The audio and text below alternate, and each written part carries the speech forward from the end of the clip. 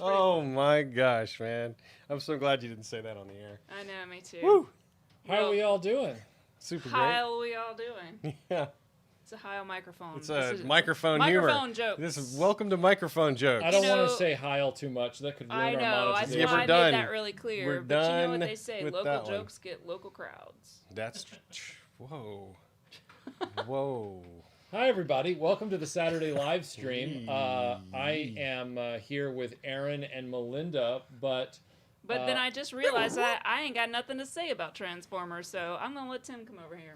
so Tim is going to replace Melinda's position in the chair, and Melinda's going to be the disembodied voice of the live stream, and she'll be reading out. I'll be reading your comments. And just reading the So comments. singing. Don't be naughty nonstop. because I will banhammer you. And Melinda said she'd be watching the chat, so I want you to tell us if the sound is okay. No, we of don't. course, We don't wanna everything's know. good, We don't, sound though. check. Nope. You need to turn your ears up. That's what we're saying.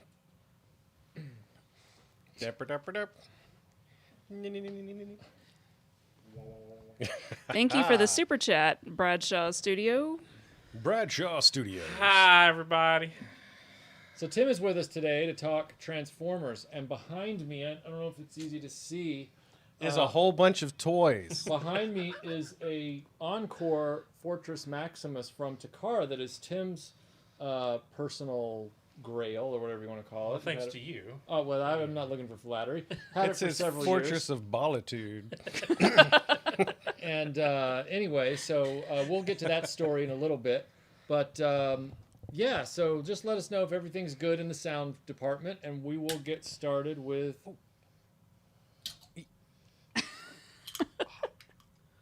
Sounds like Aaron's transforming over there.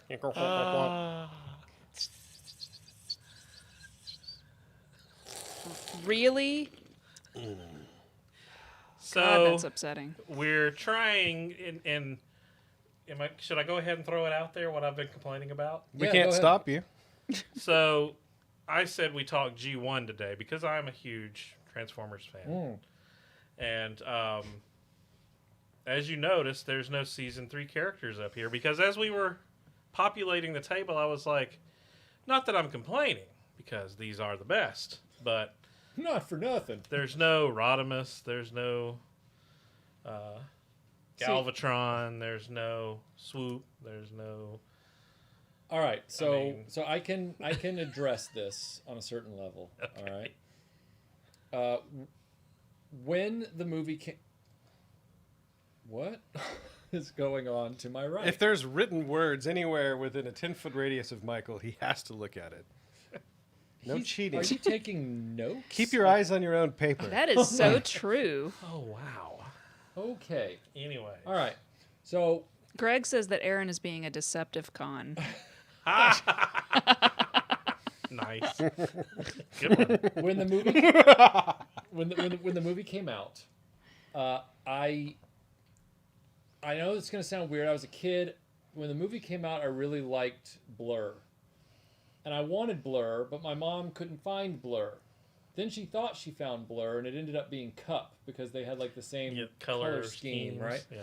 So I ended up with Cup, and I didn't dislike the figure except for the fact that all of the movie Transformers don't really transform from something recognizable into a robot, and there's not much going on with them. They're just kind of like, hey, I'm a space truck, and then you literally like turn it 90 degrees and pop some arms out, and it's like, no, I'm a robot, and it's like, this is kind of weak. Like, this is weak. So that was the only movie Transformer I ever owned, and then afterwards, okay, I gave, yes. I'm just going to raise my hand when there are super chats, and you Okay. call on me when it's appropriate when you're Okay, done with go your ahead. story. So number one is Bradshaw Studio says, transform and Rolo. I assume he means roll out, but I like Rolo better because Rolos are tasty. Who said Rolo? Bradshaw Studio, when he typed it, he wrote transform and Rolo, Oh. which I think is great. The Lio caramel cons. Convoy's review says, G1 Season 3 was the best written season. Fight me in real life. Hey, Lio Convoy, I'm not even making a qualifier about the actual content of Season 3 as a piece of entertainment. I'm just referring to the toys themselves. Galvatron. Do you remember the Galvatron toy? Oh yeah, it was not. It was just a not big. good. It looked like a big plastic good. castle parapet with a big orange thingy sticking out of it. Well, they definitely got lazy. Yes. They definitely got lazy. I mean, I agree, Lion-O Convoy, that season 3 probably had some of the best writing. I mean, it started with the Space Olympics, and there was a terrorist bombing, and shadowy figures were running around, but they couldn't tell who it was, and there was a whole mystery, and then all of a sudden, the tentacly guys from the movie, that made the Sharkticons, the Quintessons, became a big part of it, and you start finding out that it's tied to the real origin of the trans. I mean, I agree. I think the writing was actually pretty cool, although they did spoil a few things for me in that season. Right. Kieran says Aaron's writing a tell-all book about Michael. That's going to be a boring book. Vinkman says, finally, Aaron the Aaronist, Aaron and whoever Aaron and Timmy Tim, Oh, Lord. Tim are back. Wow, We're back, that baby. that one just rolls right off the tongue, man. Zigma Experiment says, note from Melinda, there's an amazing Canadian heavy metal band that performs as Transformers Cybertronic Spree. Yep, they've came to Dragon Con before, and I went to see them. And Oh, they're- I know. they're awesome. Yeah. They are awesome. They really are good, and the fact that they can Yes. play in those outfits. And they're good outfits. Yeah, they really are are. really good It's like, outfits. whoa. So, So So yes. do they perform that? No, that's G.I. Joe. Never mind. Yeah. So I have no qualifiers to make about season 3. I'm literally talking about the toys themselves. Like Trypticon, yeah, it looks cool as this big T-Rex thing, but what does Yes. it do beyond that? Like, what does It doesn't He need makes to you do sleepy. anything because it's a T-Rex. He makes you sleepy after Thanksgiving dinner. I was about to say that. Man. He was cool. I mean, and it was funny how much screen time Trypticon got next to Metroplex or Right. Omega Supreme or Yeah. whoever, like all of them. Yeah. You know. Epic Badger says, I feel like a teacher is about to say, all right, you three, move to different seats. My wheelhouse for Transformers has always been G1 Arc Crew. I like everything up until suddenly we jump 30 years into the future. That's me. That's Yeah, and that's You know. fine. I'm a G1 original Beastmasters fan, even though I didn't Beast have Wars. Beast Wars. Excuse me, Beast Wars. Sorry, I'll get flack for that. I know. But the How Beast dare Wars, you. Yeah, how dare I? But I did love the Beast Wars. Well, I'll say I didn't like season 1. I guess you could say technically of Beast Wars. But when it started to get towards the end, and you find out they're on Earth, and they find the Ark, and all of the dead transform. Well, not dead, but I guess. yeah. Probably Broken. soon to be dead. So, yeah, whatever. And they have Optimus and Megatron, and they join Spa. I mean, I actually found that to be really good. I love the way they ended that particular series. But after that, I was well into adulthood by that time. Right.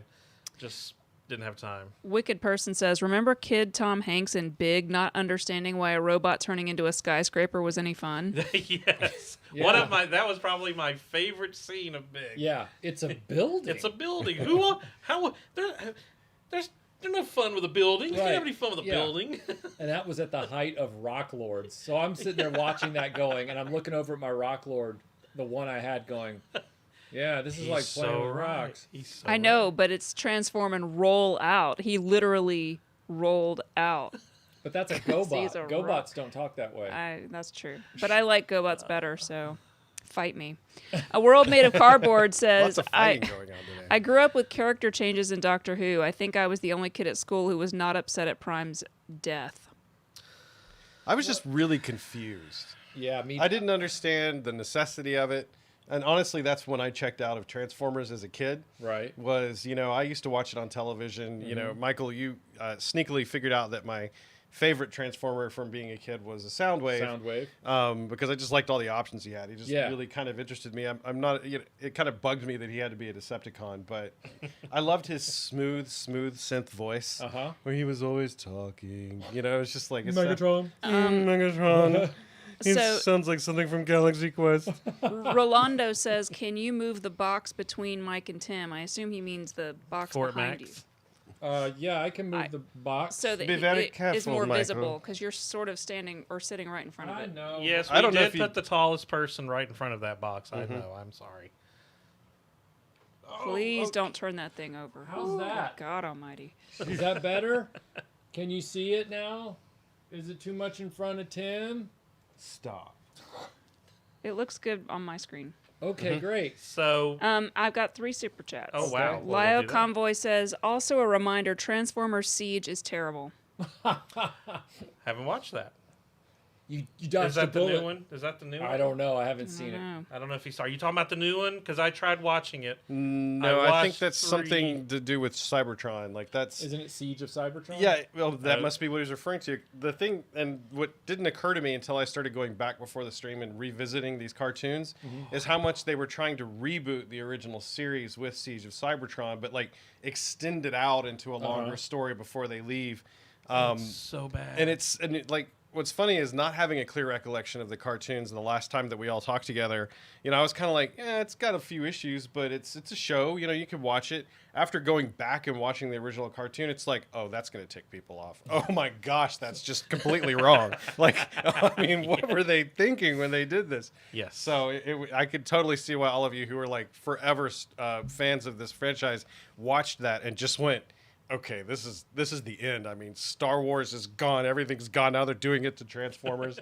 I can't keep up with all the different series now. So like I tried to watch the first episode of one series a few years ago, and in the opening episode, not only was Cliff Jumper a Dodge Challenger with bull horns on the front, but he died. Like he died in the very first 5 minutes of the episode, and I'm like, well, that's one of my favorite characters gone. I'm out. This is the movie all over again. I'm not doing this. What is this, Game of Thrones? I know. What? Yes, it's the Netflix When one. I watched Okay, yes, that makes perfect You are sense. absolutely right. It's terrible. I've tried. I tried to force myself to watch this show. For this show, I tried to force myself to watch. I can't do it. I made it through episode 3. I completely understand I why. couldn't do it.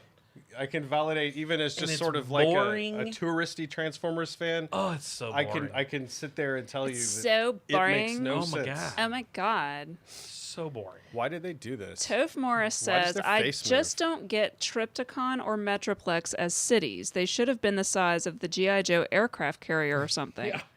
Yeah, that's what's really cool about the sort of re-engineered Generations line of them. Like the Metroplex that they made for that line came in a box the size of a mini fridge. Yeah. And then they did a Fort Max update that was really, really big. he was huge. He had articulated fingers and like, so they've really made an effort to do that. They're still, I mean, when you compare them to say the Generations / Chug Transformers toys, obviously they could always be bigger, but we can't ignore the fact that if there's one thing Transformers could never get right in the cartoon and the toys, it's the sizes. Yeah. It's like there was some weird like not do it, mass control mechanism they had inside so that they could transform to almost any size they wanted to be. So sometimes they like Decepticons. I'm thinking of like episode 2 where they dropped in on the or episode 1 where they dropped in on the oil rig. Right. And these robots are towering over the people on the rig,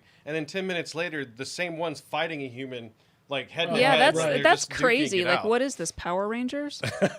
I know. Well, but at the everybody same talks time, it's about like, it. did they ever address that? Can they shrink? Yes, you well, know? they Yeah. actually there's it's been addressed in the fan In the world. comics. In the fan It's in the world. comics. you got to go to the source material. No, they call it Well- quantum folding or whatever. Like they had. you That read sounds the like book, Dune. Tim, I think then that's you'd Dune. know. Yeah, That's I mean, right. If you read the original novel. Yes, And I have all the original G1 comics that's from awesome. 1 to was it 103? Something like that. I've got all of them. It was where they made that joke at the end where they said issue 103 of a 4-issue limited series Right, or something like that.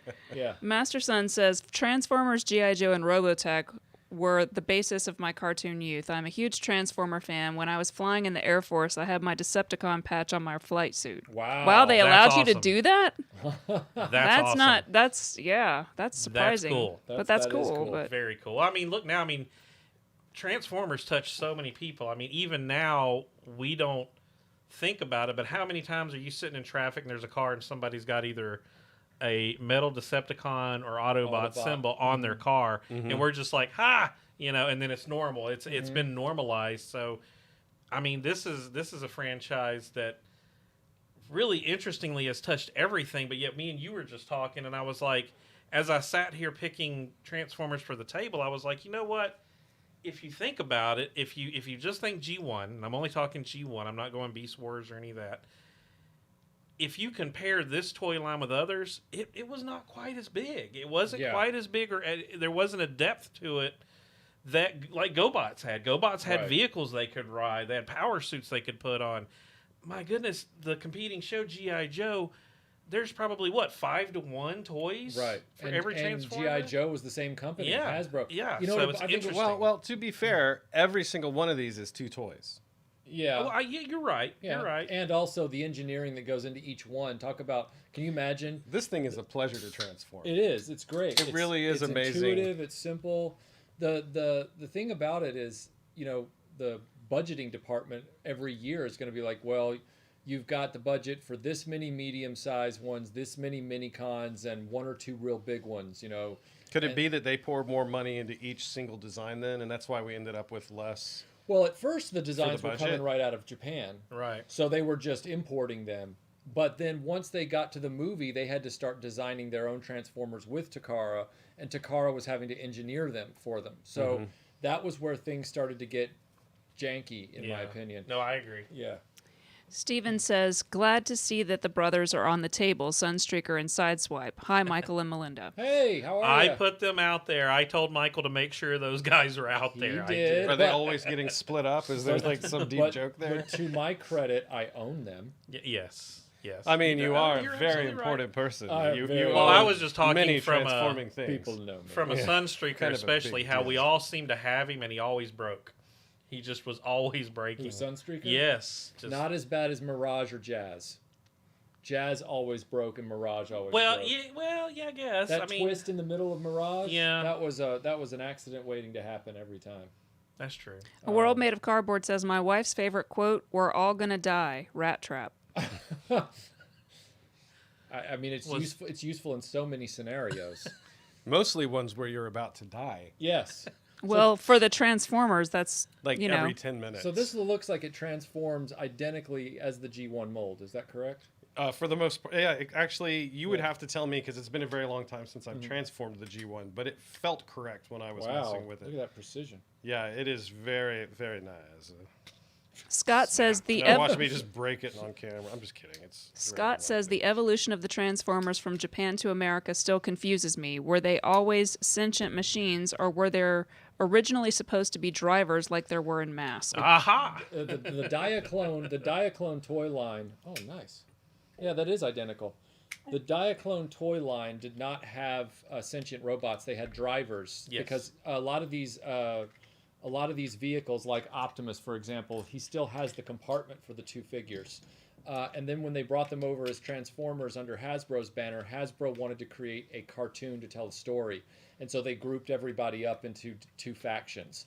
But before that, they were just toys with pilots. Yeah, like Ironhide, if you look at that toy, because they were shipping it over here, I think I remember this from your presentation, when they were shipping them over here, and they took the driver out, they were like, uh-oh, they don't have a face. They don't have a head. So that's why they've got those stupid stickers on that piece of plastic. The sticker looks like the car in pole position. Yeah, it's so weird. Hey, Wheels. Scott says, I had a Pretender Transformer. Damn thing didn't even look like Chrissy Hind. Nice. The Pretenders were cool. That was one of the cool concepts. The latter. I always thought that was a cool concept, and I thought they did them really interesting in the comic books for sure. Now, you were pointing out that they changed the depth on the cassette. Yeah, to make it portion. more useful. So you could put 2 cassettes in there. Check that out. This is the 25th anniversary re-release, I think? Or The commemorative? Yeah. Yeah, I guess you could. You could probably put 3 I in have there. not tried, but yeah. That's really nice. I only That have was 2. very nice. Zigma Experiment says the scaling was horrible. A transformer that becomes a gun shouldn't be bigger than a VW. It bugs me. No pun intended. The first time I saw him fly into the air and turn into a gun and just shrink down and jump into somebody's hand, I was like, wait, what just happened? Okay, Well, so it's even funnier in the comic book because in the comic book, Shockwave would turn into a gun. He would keep his size, which is this giant ray gun, and then it looked like rocket engine exhaust coming out of the back of him as he flew through the air as a giant gun. So, Yeah. If you think about it now, you're like, what? Jet gun. Oh man, I want a jet gun. I want a jet gun. Imagine you triggered that at the wrong time and just. So I want to zoom in on these two real quick because Do you want me to do it? Oh, I can do it. It's fine. They need an opportunity to drink anyway. You're not going anywhere, Michael. I mean, he is. He just got up and left. He super did. So on the, you tell them, Tim, that on their right is my childhood original, and then on the left is the new commemorative one. But I mean, And I haven't stickered him up. I've still got the stickers on the pad. So Raymond says, "Hi all. Could it be argued that the 1986 Transformers movie featured shocking deaths, foul language, etc. because it's more a reflection of actual anime? The animation quality alone seems to point in that direction." I'd like to hear Lio Convoy's thoughts on this as well. yeah. I mean, It would almost have to. It just was so jarring to me as a kid to jump from one to the other. And at that age, I had not experienced actual, Japanese animation to a great extent, like directly, like in the pure form. right. so I was a little older than you guys. I think I was 12 when the movie came out. So I did love the movie, and it did break my heart to see Optimus die, and they did it in a heartbreaking way, right? Yeah. A very emotional way. Yeah. But the movie itself I love because I love the music. I thought the music was great. I loved the animation, to your point, being more anime was great. And the fights were so much bigger and just, I mean, you got a planet, fighting a whole planet, for God's sake. So I loved all of that. I thought it was great. Did I pop his head up? Do I? I just couldn't tell if I popped his head up. He's just over there, no head. A World Made of Cardboard says, "The engineer in me now sees one big difference between GoBots and Transformers. If you have 20 GoBot vehicles, in less than 5 minutes, you have 20 robots. With 20 Transformers, 20 to 30 minutes later, you might be finished." Yeah. That's being very optimistic, I will say. Yeah. That's why it's called Optimus Prime. You're right.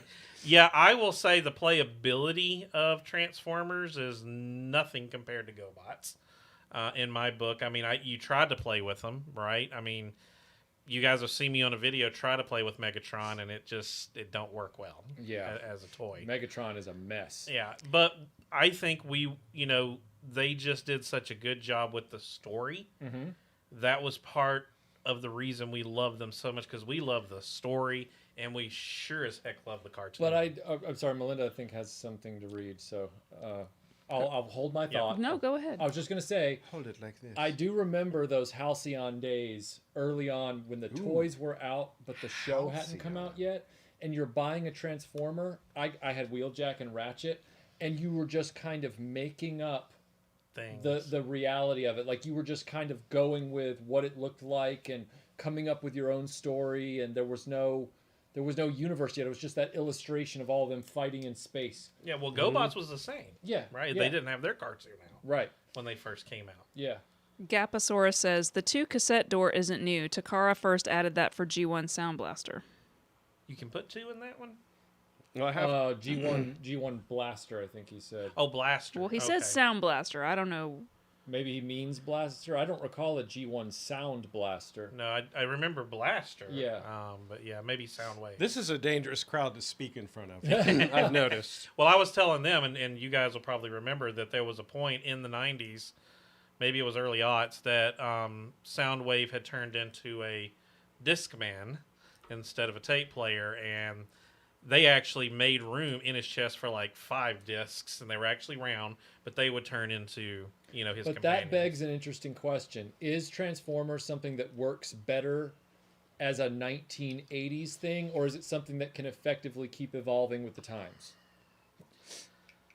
Oh, the problem is Michael Bay. Lio Convoy says, "The entirety of the movie was written in the States. While the animation was Japanese, the violence has more to do with the script than the animation."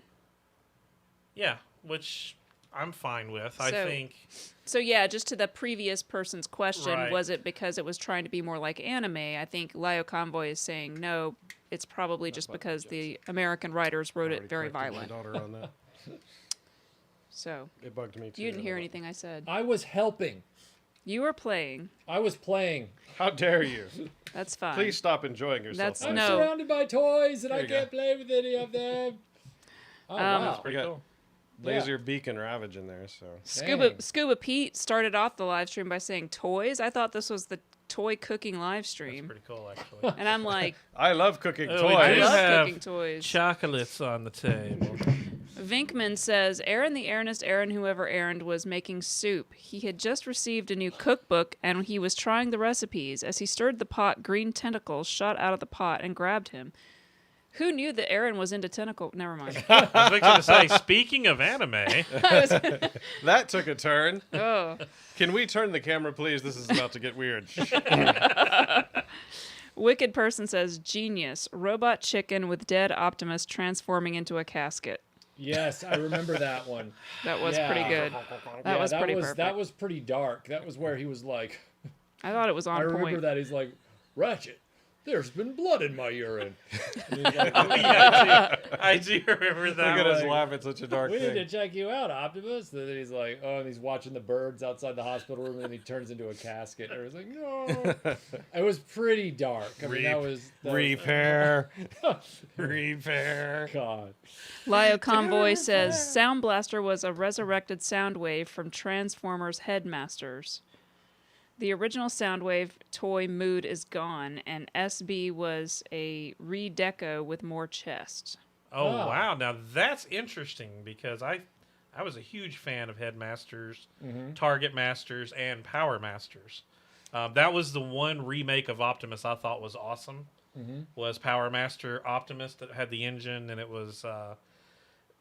even though it was a toy, it didn't make it... I don't know if it made it in the cartoon because I know there was one extra season of G1 overseas that we did not get here, even though I've tried to watch a couple of those. If everybody remembers when they made Optimus and they kind of followed what they did with Ultra Magnus, where his trailer would combine and make him a Super Optimus, and then his companion would turn into his engine. Right. In the comic book, that story was one of my favorite stories. One of my favorite storylines was how Optimus had sacrificed himself for peace. He was still alive, but just his head. And they Steve- could reconnect and talk to it. Steve says, where's Fort Max, guys? Right there. Yeah, it's right there. Are you going to... Yeah, I don't get that one, but are you going to tell them when you're going to... what you're going to do with it? So today... Go ahead, Michael. I'm sorry. No, go ahead. No, This is your no, story. Yeah, So- this is you. But it was this is Melinda's- all you. It being was mean. my It was brilliant Melinda's idea. brilliant idea. So, as you guys know, we've started doing after shows for our patrons. So today in the after show, we're going to unbox Fort Max for the first time. And tell the story Rough. about where that Fort Max came from, because Yes. The store. So, so I Click spoiled to it. buy it now. many years ago. No, we're not selling anything. Yeah, so many years ago, after me and Michael had met and Aaron and all of us had started hanging out regularly, Yeah, I still didn't like you guys back then. But but that Let me was a console long I you. had time ago. mentioned to Michael that when I was younger, it was 80, could have been between 87 and 89, I don't remember. It was the first year Fort Max came out.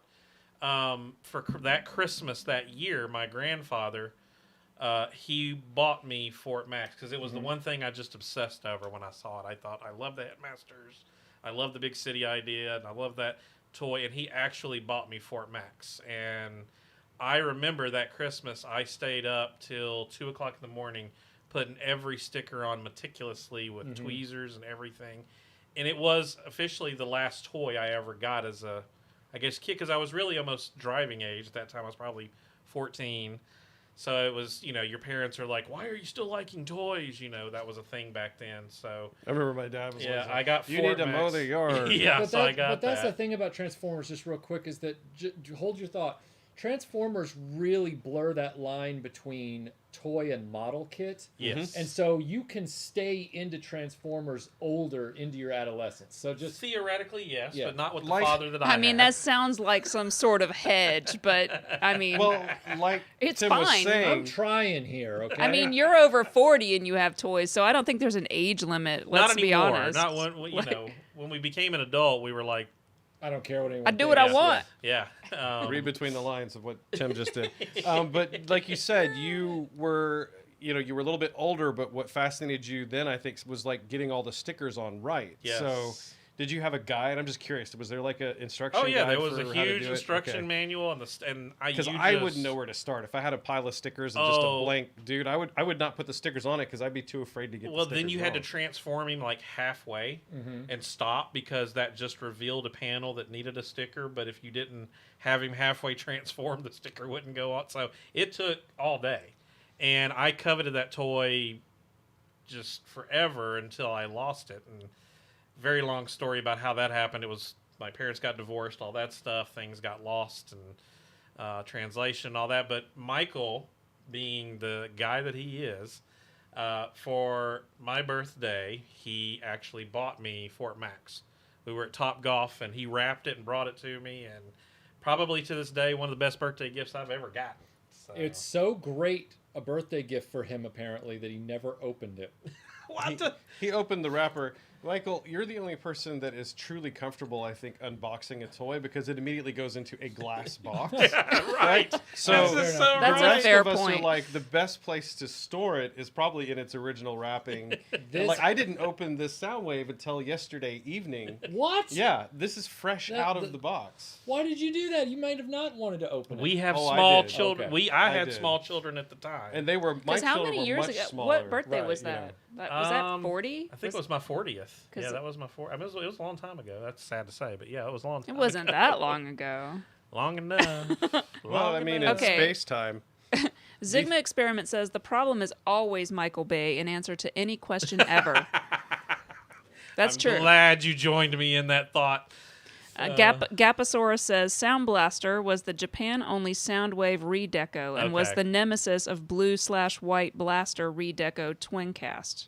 Yeah, you're getting into that generation where I was already. Right. Like I said, after Beast Wars, I tried to watch a little bit of the Transformers I think it was Energon or Right. whatever, and I remember That one's streaming, I think. yeah, I've 'Cause, tried. I just couldn't get into You know, it. if you want to go back and find the original cartoons, you do have to pay kind of close attention because I think it's streaming on Stars right now. I went ahead and just purchased Yes, it. it is. Yeah. To start my revisit, and it was fun. Like I had to turn it. Like I was sitting there watching the clock before the show today. and was like, I got to get the road. I can get 5 more minutes. I can get on the road. Vinkman says Aaron subdued the killer soup by smothering it with whipped cream. Where there's a whip, there's a way. This is not getting So better. This is not There's getting a better. way. It's like Ghost in the Shell, but even more naughty. Ew. Before I know it, y'all are going to try and kill me with a forklift. You tried to kill me with a forklift. Lio Convoy's review says, when I say Headmasters, I mean the Japanese exclusive Transformers series, and I thought he meant Dumbledore. and PM Optimus was repurposed as Ginrai, Ginrai, in Transformers Super God Master Force. I don't understand Yes. anything I just said. Well, if I'm not mistaken, and in that version, if I'm not mistaken, wasn't Ultra Magnus like his brother? And he never like took the armor off, and then finally it was a big deal in the issue. Like he took his armor off, and he was like all white at that point or something. And Jinrai. It's Jinrai. Jinrai, Timothy yeah. Ward says I said I want it to say I wrong. do remember all Can of we- that happening. can Are we you just not up on talk- your Japanese pronunciation? Can we just talk about how unfortunate the name Headmasters is? What? I mean, We didn't think about that when we were kids. I learned about this as an adult, and every time I hear it, I'm like, ooh, like, ooh. Well, even now, my next stop is like Dumbledore. Like that's why I made the joke. You know, that, Why? like, You know the it's- leader Oh, of a- headmaster. Headma- like the David headmaster literally of was not a getting that. school. I got it. So I don't know why get I your went head out straight to together. something much dirtier. Get your but- head out together. Well, and it's interesting too. If everybody remembers, that's the first time the comic book and the cartoon aligned, because there was a four comic book series about Headmasters specifically, treated as a separate story from Optimus on Earth. And Fort Max actually was the leader of a group of Autobots, and he was like this huge pacifist. but they decided to go find them. They crashed on Nebulos, I think it was called. What is this joke about Autobots being peaceful people? Because every time I see them, they're fighting.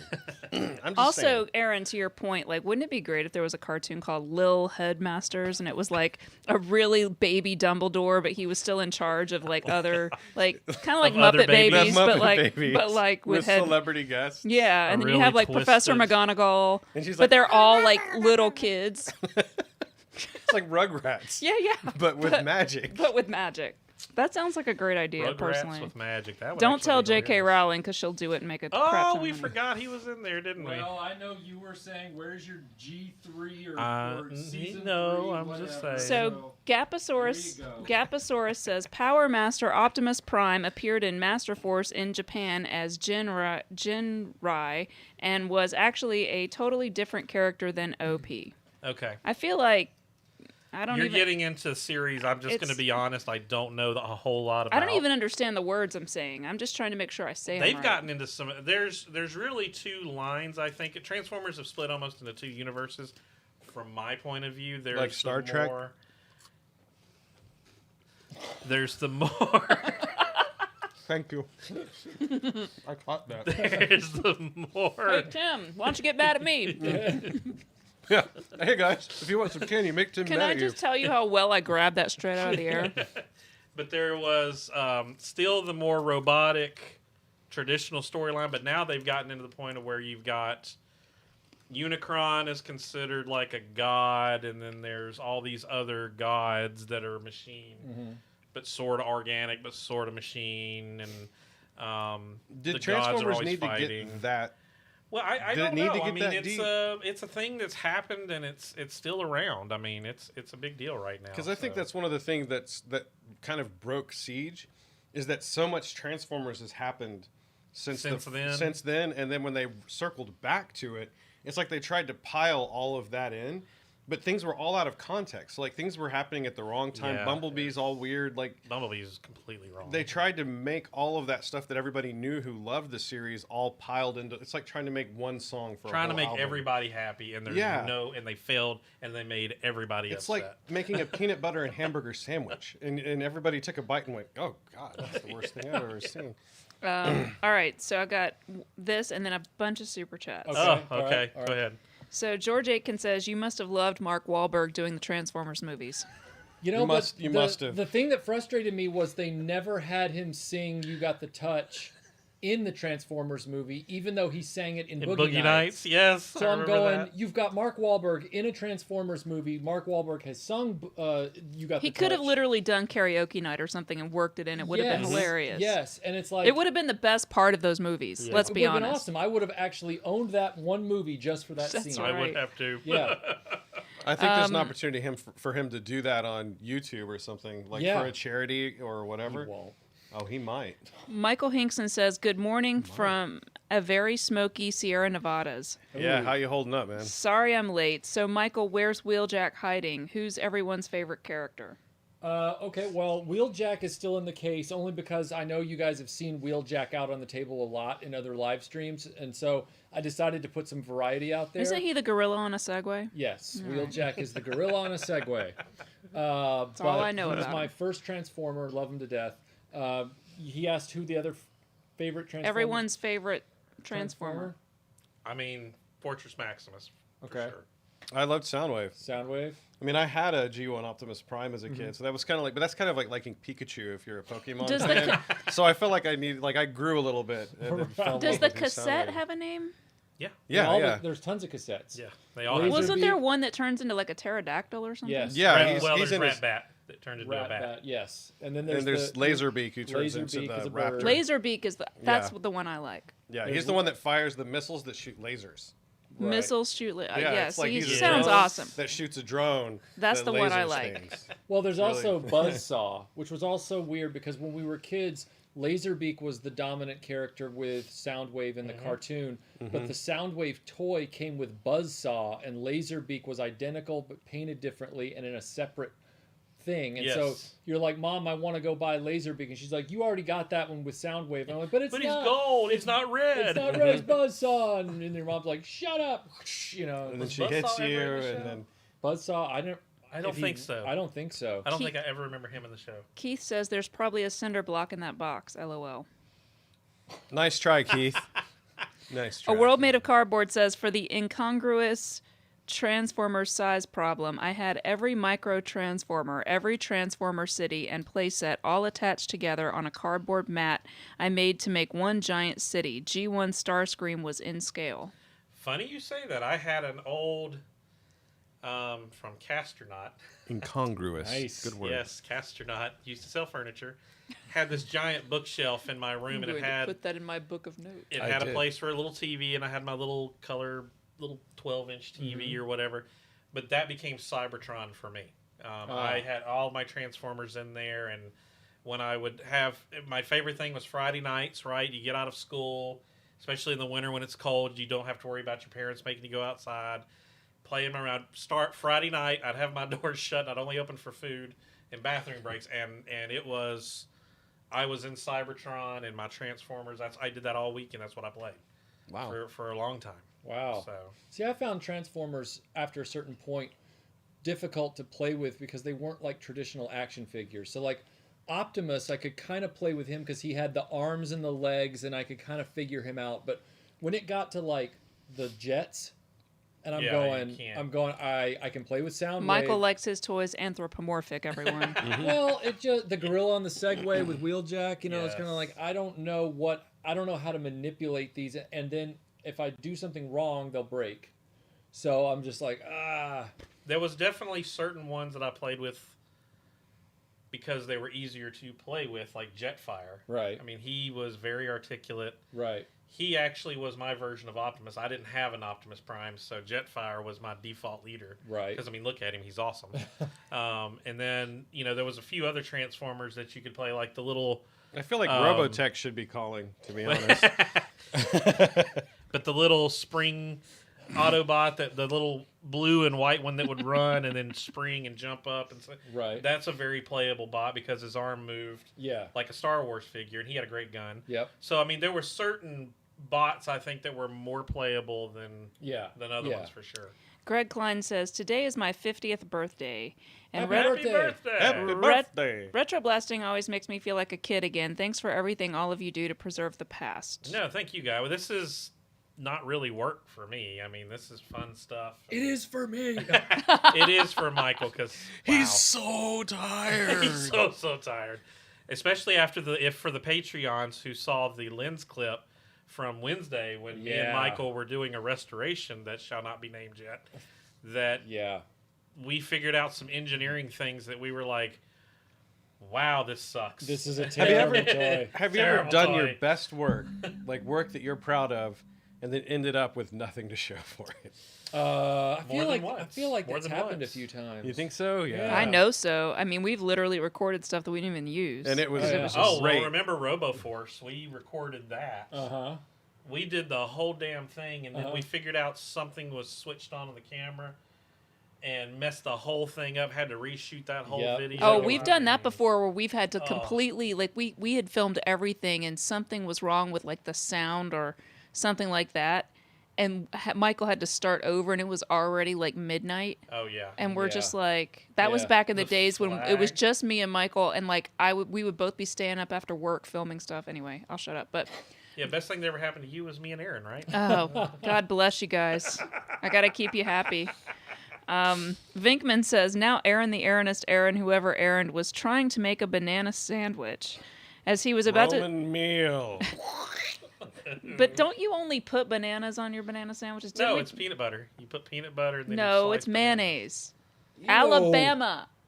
Alabama was peanut butter. No, my friend, it was mayonnaise. I actually gonna have to argue with that one because it was shoot me a butter. comment. This is like Red and White Day. It was. This was the beginning of one of our podcasts. Yes. And I asked you this, and I made up a song around it. Like you get yourself a sandwich and you blah blah blah ask blah blah. Ask Rebecca. Ask Rebecca if it's. And bananas. You don't know. It's good. I don't like bananas. Then you need to lose this competition. Okay, I'm gonna finish this super chat now. Okay. As he was about to take a bite, the sandwich bit him. Ow. Seriously? Can't I cook something without it attacking me? Seriously? Can't I cook something without it attacking me? A World Made of Cardboard says G1 and a lot of other Transformer Scene. shows are free on Tubi TV. Oh, cool. I do not have Tubi. I'll have to find that. I don't even know what Tubi is. To be or not to be? You know what? I That's the really question. think that Thanks. like Pluto TV needs to have an 80s cartoon channel. That would be really awesome. Mm-hmm, that would be Yes. cool. and they're getting new complicated channels from a all the legal perspective. Well, just from our I don't care. experiences. That's you true. could It's do their some- problem, not ours. You could do something like a Hanna-Barbera channel, Well, or they already something like have that, if I'm not mistaken. Oh, They okay. have. They a have like Hanna-Barbera. some sort of like Saturday afternoon There's or like Saturday a morning fish-telling cartoons jokes thing. streaming network that you can join. I mean, I made that up, but I mean, it just Right. seems Wow. like they're coming out of the woodwork. Yeah. There's a Lyocom- coming out of the woodwork streaming channel now. This is true. Lio Convoy says Transformers Victory has a breast force, Melinda. A breast force. Really? Now, I remember the breast-firing robot in Transor Z, but I don't remember a breast force transformer. Is that just an What's- awkward I translation? Well, what's or going on confusing here? to me is why that's exciting news for me. Well, I Is am a it though? big fan of breasts. Maybe it's a misinterpretation. Maybe it's a contingent of Transformers that are all from Brest, France. And Could they're all be. like, Sacre bleu! I, And then And they're all I chickens. think breast France is spelled differently, isn't it? Doesn't Breast. Isn't it just B-R-E-S-T. B-R-E-S-T? No Yeah. A. No. Yeah, he spelled it with an A, so I'm just... Oh. Maybe it's Gaposaurus beast. Gaposaurus says Lio Convoy keeps beating me to the exposition heavy comments. Arthur Holguin just gotta be gave us quick a to be- super chat with no Thank you, Arthur. Appreciate that. And while we're doing that, Vangman, I have to say we got your message. We hate that your schedule is changing. You will be missed for the few, hopefully, that you will be gone, and it will only be a few. I leave So- no one behind. Yes. I'll do what I have to do. Michael Hinkson says Sound Blaster was an upgraded version of Soundwave from the Japanese sequel series. Gotcha. I feel like this is that Bible with multiple translations of the verse underneath it at this point. From the Gospel of Mike Hinkson. You guys have Yeah. no idea how many comments there are. It's just it's Well, so many. this is a topic that, again, whereas I feel the toy line may have been smaller than some, when it comes to story, it's probably bigger than most. Well, They yeah. crammed so much into their shows. Oh yeah, that was so I got many super amazing. stories. chats, guys. Oh, sorry, go ahead. we're sorry, Melinda. Please. No, if you No, by all means, read the super chats to I mean, us right listen, now. I can save them up. No, go ahead. And Go then they ahead, just go ahead, go ahead. explode like. Bam! I mean, Would you they like are a piece of kind candy to exploding. throw back at Aaron? I have one right here. But she's not letting go of that. You threw her favorite. Vinkman says, after dispatching the man-eating sandwich, Aaron decided to just pour himself a bowl of cereal. As he added the milk, the whole thing burst into flames. Aaron finally broke down crying. Why? John Aquarius says, hi guys, what did you think about the Dune trailer? Longtime viewer, love your work. Oh, that's both. Yeah. Yeah, Tim I'm and I out. You go both first. did. You I'm go out. first. I could have done without Pink Floyd. But that being said, I thought it was a good trailer, and they seem to be making a really earnest attempt to create a movie from the story that's in the books. Now there are a few weird changes. We just got to wait and see what they do with them. But overall, all of the Dune movies and all their incarnations have been this weird acid trip.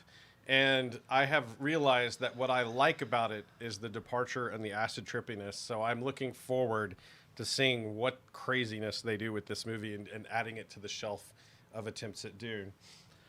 I agree 100%. The Pink Floyd song was a very poor choice. Although it grows on you after you watch it a few times. I'd rather watch the movie than this trailer. I I'm a would little have loved to irritated have by the hype. seen. I would have loved to have seen Sting come back and redo the original music and just update it for the trailer. I do love that I idea. think that would have been like. that would have been everybody like would have Mark been Wahlberg singing The Touch. Yeah, I mean everybody would have been like, "Oh my god!" Well, I'm just but- imagining like when we dance, like when they're fighting. You know, you've got Faye and Ralpha, and you've got Paul having a knife fight. He's like, "When we dance." Yeah, but remember, Probably wrong Even singer, it's been a he while. laughs that he had one line in that whole movie, and it was, "I will kill him." And it was so weirdly delivered. I will kill him. But I love the trailer visually. I think it was really good. I'm not familiar with the actor who's playing Paul. I know he's looks truer to the character in the book because I've read all the books. Well, I mean, other than having an adult person play Paul Atreides like the original movie did. But I think they've got a hell of a cast. I mean, Melinda said it best. I mean, it's the amount of people they've got that are just A-listers in this movie. They've got everything to lose. My wife literally watched the teaser, not the trailer yet, but she goes, please don't mess this up. Right. I feel like, it's the guy who did Blade Runner 2049. It is. And, I mean, this is about as accessible to general audiences as Blade Runner, because it's dense and difficult, and there's not one likable character, and it's got everything stacked against it. In terms of like general people, like muggle people stumbling into a movie theater. So you have to really be like into it enough to know what the heck you're even looking at to get it. It's pretty easy to like I agree with Stilgar. that. I think Stilgar is pretty likable. I think I agree. I think What? Dune, Stilgar, I think he's a pretty likable character. to your point, I don't know it's who such that a is. complex set of stories Yeah. over such a long period of time. I feel like it would almost make a better TV series. I agree. It feels like I a think great that's Netflix then or part of the Amazon series. Plan, Yeah. if I'm not mistaken, the plan is to launch this with a movie And then it becomes like the Dark Tower series and like so many other things. I mean, it's Like been, The It would be Mandalorian. interesting. I'm just on the edge of my that seat one. wondering how this is going to go because they wanted, from what I heard, they wanted to launch it with a movie and then have some mini-series stuff to kind of cover what happens afterwards. But I don't know if that will happen or if they're going to keep the same cast members. Like, I don't know if you're going to see Jason Momoa, reprise his role or something. Yeah, Spoilers, I I wouldn't guess. see him. but- I mean, it would be too expensive. It would be prohibitive. Right, I don't know how that will work, but it's starting to get a little bit like Spider-Man, where every 20 years we get to see how Spider-Man got his powers again. It's just like Dune. Wait 20 years. Dune. And then of course the sci-fi series did Yes. go all the way through Children of Dune. And I so- thought that one was closer to the books, of course. but they did it by sacrificing a lot of visual integrity. Yes, Like you could they- actually see the backgrounds moving. Well, they made it more like a play. Yes. Like you almost felt like you were watching a film. You had to go into it knowing it's a stylized Mm-hmm. story, and visually it's very stylized. Yes, to your point. Several people want to know what's wrong with Pink Floyd. There's nothing at Nothing. all wrong with Pink Floyd. Nothing. The problem is with the choice of a Pink Floyd song Yes. and I don't know if that's actually even going to be considered part of the soundtrack. It probably was just a trailer thing for all I know.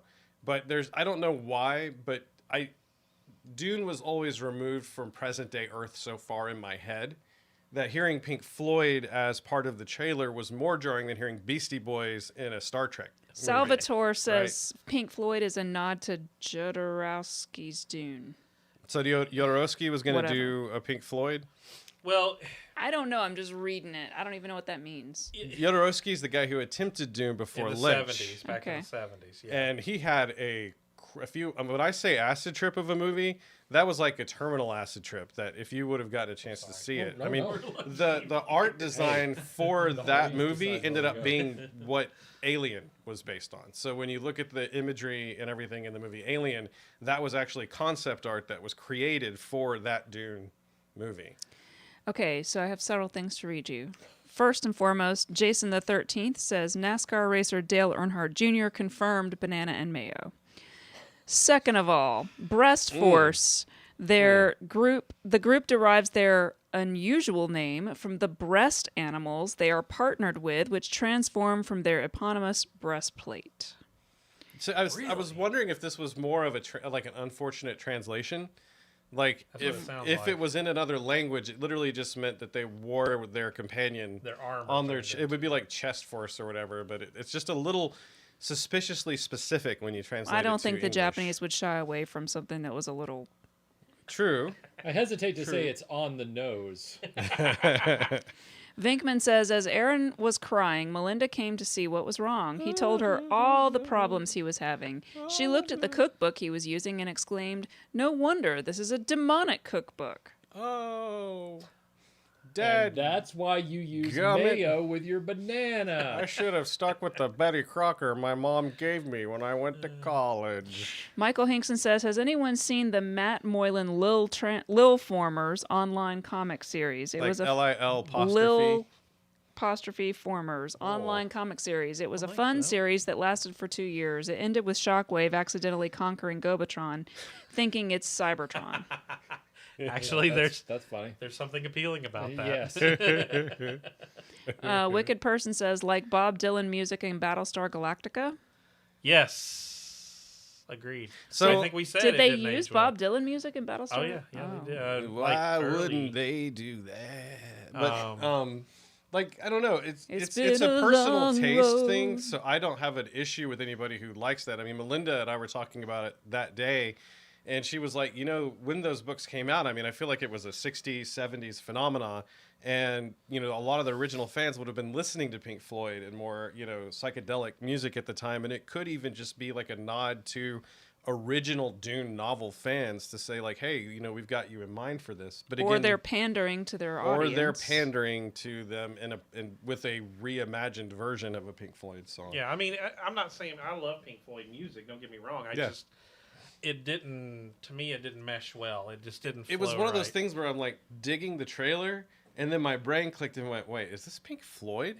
Like, it was just Yeah, really... I was like watching the trailer and wasn't even listening to the music because it's not the actual Pink Floyd. It's someone it's like covering an orchestral sort of So then, rearrangement. like, I was so focused on the visuals and the casting and all of that when suddenly I realized, what the hell? It was like, uncanny valley It did pull me territory. out of it. You're right. So Yeah, Gaposaurus says Breastmasters is the 100% accurate and official name. There were Brain Masters too. Oh, This wow. just gets worse and worse. Quite honestly. again, Brain it's like I Masters. said, Transformers has splintered into such a large universe. I don't know that there's any one person. Well, I say that. I'm sure there's somebody screaming at me. Yeah, there's one expert. But there's so many different versions of Transformers out there right now. Vinkman says Melinda helped Aaron make the best meal they've eaten in years. Now, if only we can figure out where that demonic cookbook came from. As they pondered this, a caped, armless action figure looked on menacingly. But you gave it to me. Ha ha ha, as him said. He's saying that It's Broken Vader. Yeah. No, Broken Vader, after that long summer road trip we took, we're like best buds now. We Epic- discovered a love for music together and also ice cream 90s sandwiches. music? He wasn't a big fan. I'll be honest about that. But Epic Badger says Aaron then found a beautiful apple. It tasted great and gave Aaron energy and a long life. He lived happily ever after. Wow. I don't know if Vinkman's going to like other people tagging onto his story, but, do it, man. yeah, this is getting thick.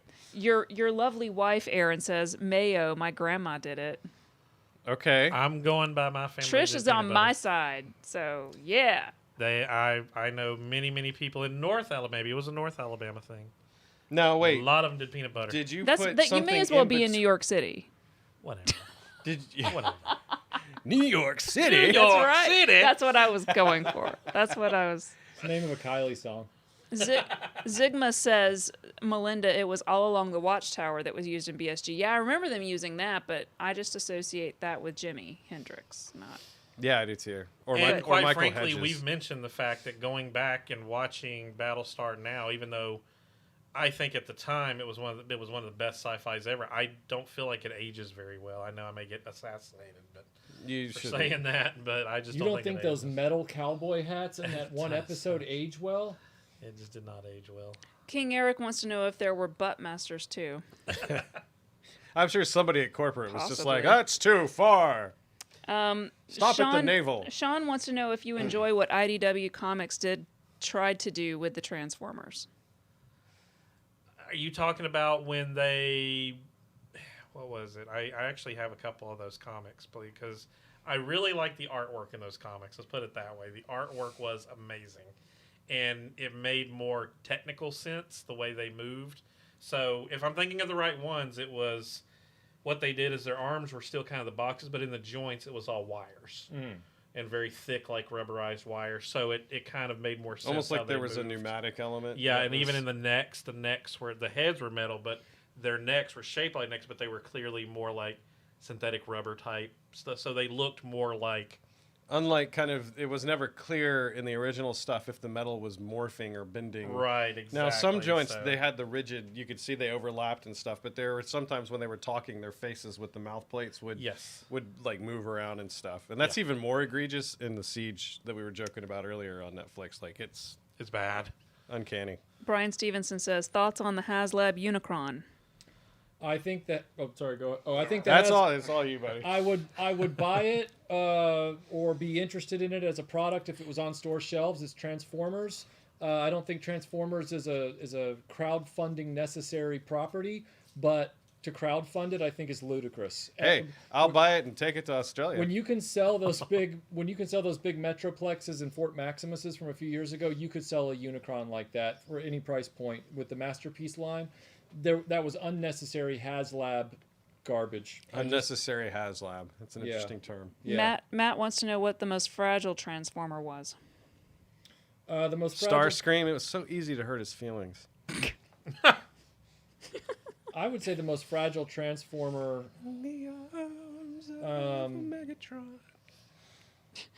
Mirage is really fragile, but the one that I've heard that's the most fragile is from Superion, the one of the jets that forms Superion. Is that what it's called? I know who you're talking about. The only time Autobots had airplanes. Yes, and it was a gold. It's a gold airplane that's made from that metallic gold plastic like Serpentor, and it shattered. It shatters because it's the one that had an evaporation problem. Silverbolt? Yeah. Like it would get too hard. Yeah, Yes. that actually I think they maybe wrote Silverbolt. Silverbolt, yeah. You literally can like flick Silverbolt and the same thing happens with Like a Terminator. Yes. What's the one, Tim, Just help like me out. that. Tim is the Transformers expert here on I on don't know that compared to our compared fans. to me. No, not compared to the fans, but compared to me and possibly Aaron. I don't want to speak for you. Oh, you may speak for me. Oh, okay. What's the one... But don't order his dinner for him. Oh my god. What?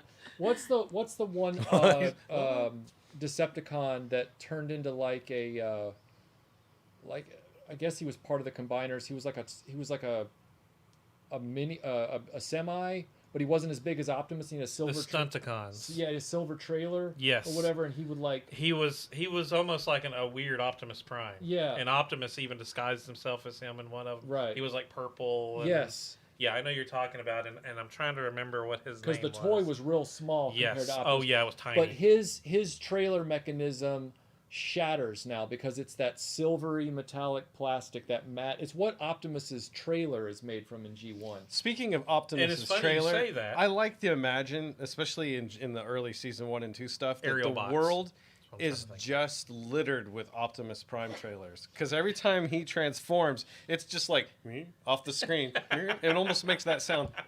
Well, that's my favorite. That's my favorite version of that meme where it's the guy laying He's just in leaving bed. them like cigarette butts laying Yeah, across yeah. the desert. There's this version of the meme where it's the guy I've looking got away my from butt his, drawn across the desert. Just I've got my butts drawn across Sorry. Go ahead, the Michael. desert. hashtag Dreamland. I can't even get my super chats in. What are you talking about? So there's this meme. There's this meme that you've seen where the guy's like looking away from his wife in bed and he's just sitting there, and the woman's kind of looking over at him, and she's like, It's the I bet he's thinking I about. bet he's thinking about another woman right now. And you see him, and he's like, where does Optimus Prime's trailer go when he transforms? It just goes Yeah. just off the side. It's like Think- 2 frames of animation. Vinkman says, by the way, after that story, I now have this image in my head of Aaron, the Aaronist Aaron, whoever Aaron, dressed as the Swedish chef. Bird, Bird, bird, bird, he, bird.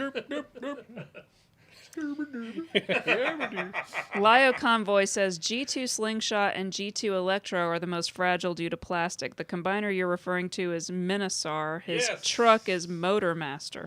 Motormaster. That's there the we go. one. Yeah.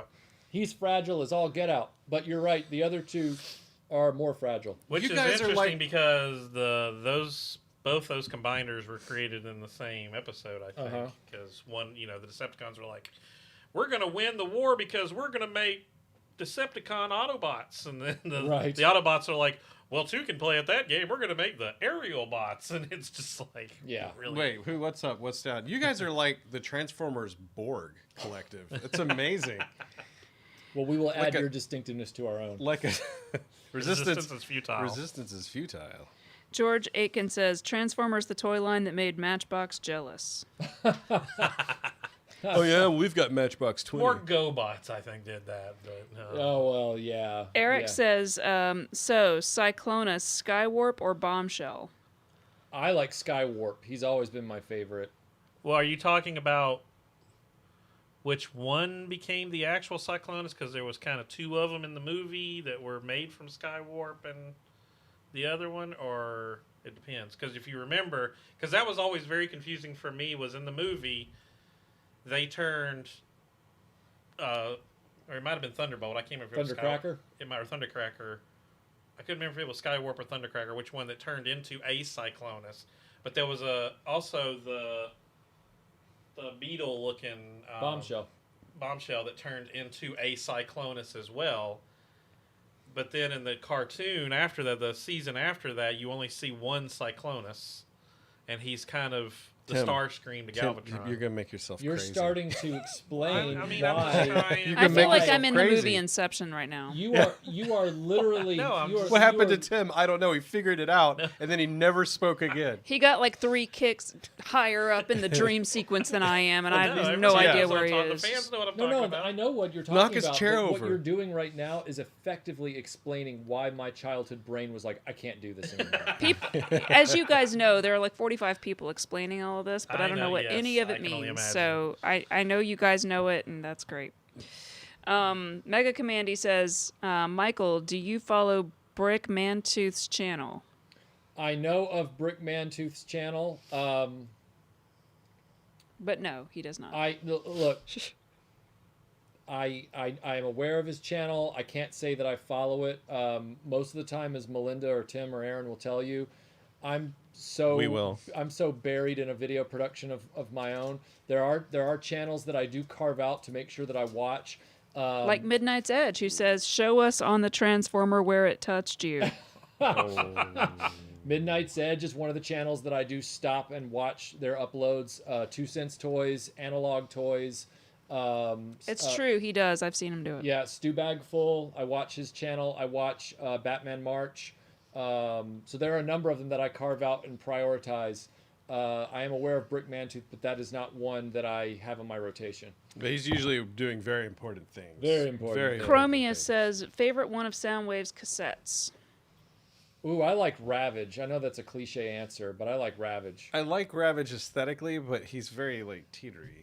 As a toy, yeah. Yeah, he's like, but as a Oh as yeah, an when idea. Ravage comes out, you know there's trouble. Now is he a jaguar, a dog, or a cat? He's a Jaguar. He's a Jaguar. He's a jaguar. It's a Okay. Jaguar. But Okay. I will say my favorite cassette is Rat Bat, but not because of the show, because of the comic.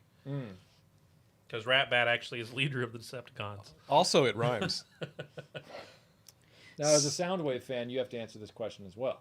I don't know. I just thought I like Laserbeak. He's sort of like a Yeah. bird of prey. Right. You And he know, can do like what Klingon. Soundwave can't, because Soundwave's already on the ground. I love the idea that Soundwave could sort of like spy on everything and do all of his intel sort of stuff, and then he could deploy this flying, Right. Like it's like precognitive drone. Like Yeah. they had a drone idea early, and he could sort of use it tactically. Yeah. And it was almost like when he ended up in a melee that he was not going to do great in.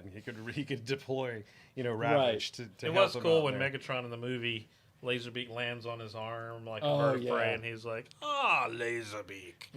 Everybody likes Laserbeak. Laserbeak doesn't tick off It's like I anybody. get away from Optimus Prime because it's too much like Pikachu, and then I still end up landing on something Right. that everybody else likes. Right. Me too. You could do like a football-themed movie, one of those football movies, like high school football, and the Autobots are like, all right, before the big game, we got to steal the Decepticons' mascot, Laserbeak. They'll never know what happened, and then they go steal Laserbeak, and they're like, our mascot's not going to be there for the big game. We can't win. We've got to steal it back. It's like really a heist movie. You think it's a football movie, but it's Right. a heist movie. Yeah. Oh, man. But They're there's a getting love triangle way- somewhere in the middle of way it. out there. And then just like Dawson's Creek, some dude always goes Hey, and stands Melinda, by how him. about some super chats? Vinkman says, because of my age, I didn't get into Transformers until the G2 toy line and cartoon, which was just the G1 cartoon with CGI effects added. And you know what? Really? I was standing in a toy store in Britain when the Generation 2 toys came out. And at first I was excited because I didn't ever get, Jazz or any of those in the G1 run. I thought, oh, this is my opportunity. But the first thing I saw was these, we called him Slag in the United States, but they didn't call him that in the UK because their vernacular's different. It's foul. Yeah, it's foul there. But I saw him in the box, and he was green and red or something like that. And I was like, Wow. is this like a Christmas Dinobot? And then I realized it was because they recolored all the G2 I don't think toys. I even knew. See, now you called me an expert, and I feel dumb because I didn't know. Well, no, like Optimus Prime's G2 version has a brighter blue pattern. It's really interesting. It's pretty interesting. A World Made of Cardboard says, as for Hasbro, do you think they're trying to make a profit in a particular quarter? $50 for a short pack Transformer or Jabba Palace makes no sense when $50 can buy you a microwave oven. You're not wrong. I mean, somebody was on my case yesterday saying that, you know, G.I. Joe Classifieds are great because look how they've sold out. I'm like, you cannot call anything Hasbro makes sold out because they don't make enough of it for it to ever stick around. It's like artificial scarcity. I don't know what games are being played right now, but I'm pretty sure that a lot of those things aren't being marketed for the children to buy as toys. They're not. They're just another artifact for us to get and display proudly on our desk or shelf. Yeah, I think Generation X will always be the toy generation, right? Yeah. Because we were, to your point, you've made many times, it was the first time it was deregulated to where you could tie cartoons and toys together. And then by the time they really figured that out, computers started hitting, and video game consoles hit, and it killed toys. So I think, again, anybody from the 70s, 80s, that toy generation, I think we're going to be the only one. I hate that. It's very sad. But it's, my kids were never into toys like I was. I mean, I used to take them to Toys R Us every Friday. Could you imagine when we were kids? Oh. If we knew we could go to Toys R Us every Friday? It was like once every 6 months if we were lucky. Yeah. Yes. I tried to go to a Toys R Us the other day. Oh, too soon. Too soon. Fade to Black says, when I quit Transformers, Omega Supreme was touted as the largest Transformer. Did Fortress Maximus take the title? Oh, yeah. Oh, yeah. Oh, yeah.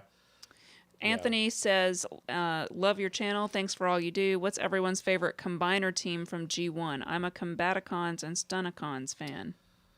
I'll say I don't know. So. I actually like Bruticus. Bruticus was cool. And a cool name. And, well, he was also, it was weird because... U2 Bruticus. Well, it was a whole thing Beware the Ides of March. Starscream had finally ticked off Megatron.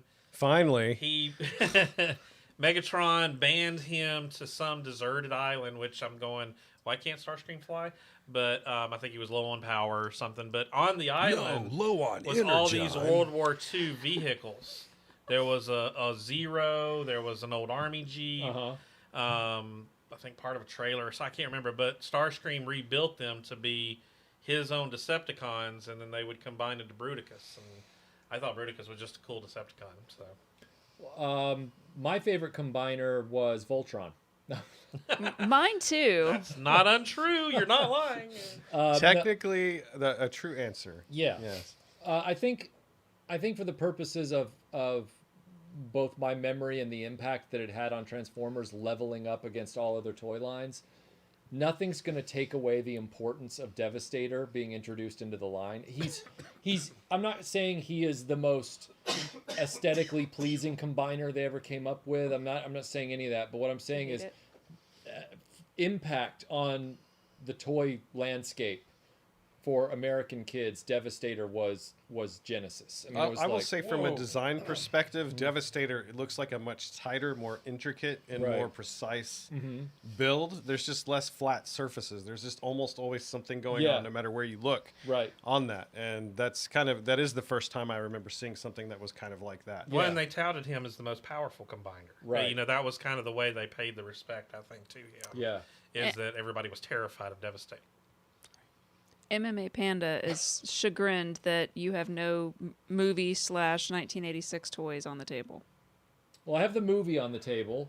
A lot of people can't see that, and people keep asking what it is. So sorry, we haven't invested in an 8K camera yet. Oh, no. It instantly What broke. have you done? Soundwave finally backstabbed Megatron. We have the movie on the table. As I explained at the beginning, I did have Cup growing up, but then Cup was one of the few childhood toys that in adulthood I gave away to our friend Joe, who used to be on the channel before he moved away. Joe actually still has my almost mint condition G1 Cup. I haven't really invested in other movie-related You know toys. a guy is your friend when you give him your cup. Nothing like sharing a cup. Gross. But we do have, thanks to a friend of Melinda's that just sent us all of his childhood toys, including this Trypticon. and the reflector right there, we do have Galvatron now. And I believe we have parts of Hot Rod. Yes. So we have a few movie toys. It's but Hot Rod after the movie. They're just not display worthy at this point. So yeah, I'm gonna fix Megatron. It's kind of funny. I had a World of Warcraft druid whose name was Cup because he could transform. Gaposaurus says, thoughts on the eternal G1 Transformers question. And I swear to God that this is like you're doing this to me on purpose because I don't know what this means. So it says FIRRIB or FIBRIR. Firib versus Fibrir. It must stand for something. Are they all capitalized? Yeah. It's probably an initialization or FIRRIB. something. Is it ringing a bell with our resident expert? No, but I'm really bad at acronyms. That's true. Michael, do you know what it means? Fibrir, FIRRIB or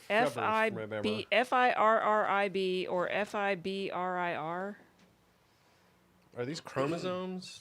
I'm not sure I feel what like that means. I feel like I'm speaking in genetics terms. You don't have to do it as a super chat, man, but if you can tell me what that means, if it's an abbreviation, Right. I'm not smart enough. Or anybody who knows what Anybody. that is. Yeah, that person's probably so disappointed that we don't know Vinkman says, I did appreciate that the G2 Optimus Prime reissue came with extra guns that actually fit in his hands properly. Yeah, he also came with a very different trailer. Yes. I think it was black. Well, he needed a new one every Okay. time. Frenzy is red, Rumble is blue, or Rumble is red, Frenzy is blue. That's what it means. Oh. No, Frenzy wasn't blue. Rumble was blue. I think Frenzy was red. I think this is a debate that's Frenzy is That's why red, it's Rumble almost is like a blue, legal or case. Rumble is red and Frenzy is blue. No, it's... That's what it means. Yeah, that's... No, from my recollection... No is my answer. From my recollection, Rumble was bluish. Now, I'm partially colorblind. So please don't ask Tim color He questions. set his woods on fire. There's a logical story to go with that. It's apparently a debate in the toy versus the cartoon. It's Really? So they must have labeled something wrong in the box then, I guess? I didn't have Soundwave or the tapes. I just didn't. I was more of an Autobot guy. But Frenzy was red. Rumble was blue or purple. I can't really tell. Laser Buzzsaw was gold. Yes, that's correct. Laserbeak was red. I know that for a fact. Yeah, Laserbeak was red. Right. That was the only tapes they had until you get over to Blaster. Well, you had Ravage. Ravage, the black, and he was all black and gray. I guess Ratbat, but Ratbat was... He was purple or blue. Right. He was one of the... I have a hard time with those two colors. Right. Ratbat was still G1 original 84, right? But he just wasn't... Well, you only saw Ratbat once, and that was in the movie. And, no, actually, I can't say that. There was an episode in the last season where they go... I think it was back in time to King Arthur's court or whatever. Oh, that old chestnut that every sci-fi sci-fi you actually see Ratbat has. in that one, but I think that's the only one you really see Ratbat in. Because isn't that Ratbat over there? Yes. But I guess he came out later. He wasn't part of the original tape run. Right. Okay. Yeah. So they had him, but anyway, it gets confusing. It was post the movie. But the Frenzy Rumble thing is kind of like Zuckuss and Forlom. It's like somewhere along the way there was some miscommunication and somebody got mislabeled at some point in the process. Must have, The names flipped. Yeah. Kal-El48 just gave us a super chat for fun. Oh, well, thank you, Kal-El. I hope you find your family one day. Lyo Convoy says, nothing will take away Devastator's importance, but a slight wind will break him apart. So true. So even right now, this one is having an issue you can't see, thank goodness. Oh, this arm right here or whatever? It's just going to fall again. Yeah. Brian Dillingham says, favorite part of movie, Dinobots destroyed Devastator, meet Grimlock, love challenge. My favorite part is also a Dinobots moment, and it's where they... Mine too. It's where they break into the whole arena of Decepticons or whatever. And, Excuse me! Excuse me! And they like smash the guy. Excuse me! Well, it's just so great because you got this brilliant Quintesson that basically ends up being the creators of Transformers going, execute them! And Grimlock's like, bam! And everything shakes. He's like, Grimlock, stay, execute them! And then all the Starticons go, yeah. Okay. Hey, that's actually logical. We'll go do that. Wildstar Studio says, thoughts on new Jetfire who looks like G1 Skyfire? I haven't seen it, but that would be awesome. Yeah, they actually had a Skyfire that was more cartoon accurate that came out with the Classics Generation line that I almost picked up and then for some reason didn't. Oh, that was back when I was... You want to know what really grinds my gears? You know what really grinds my gears? You know what really grates my cheese? Skyfire was like the most fragile Transformer in the cartoon. Like, they could walk up and be like, and he'd be like, oh, and fall into the ice and be frozen for like 10 years. It's like every time he was like so fragile. You know what I'm talking about? Yeah. His perception of time must be weird. I'm like, he's bigger than Optimus. I'm like, what well, the you know, hell? part of that, of course, was because they said in the story Bible, we're in legal trouble with this character. Yeah. Only use him in very short scenes and not for much longer than you have to. And so it's like, we need him in this scene, and then it's like, get him out quick, and then they're like, boy. Oh, was that another Robotech infringement? Yeah, That's what I was noticing a little Robotech blend going on here. Well, that's the thing. They had to reanimate him for the show and rename him so he didn't look anything like that in essence. But you all knew that he was the same dude. Right. And even then, it was still too close. Yes. It was like, nah. Gapasaurus says, sorry, Melinda, I threw that out there on purpose to see what would happen. You did say they were doing that on purpose. Dustbuster. It sounded like a legal case, something versus like RBGGV versus. Dustbuster says, roses are red, violets are blue, Rumble is purple. Wicked person. Yeah, well, he's right there. He's a purplish blue. Is that yeah. purple? Indigo is the color you're looking for. Indigo is a better.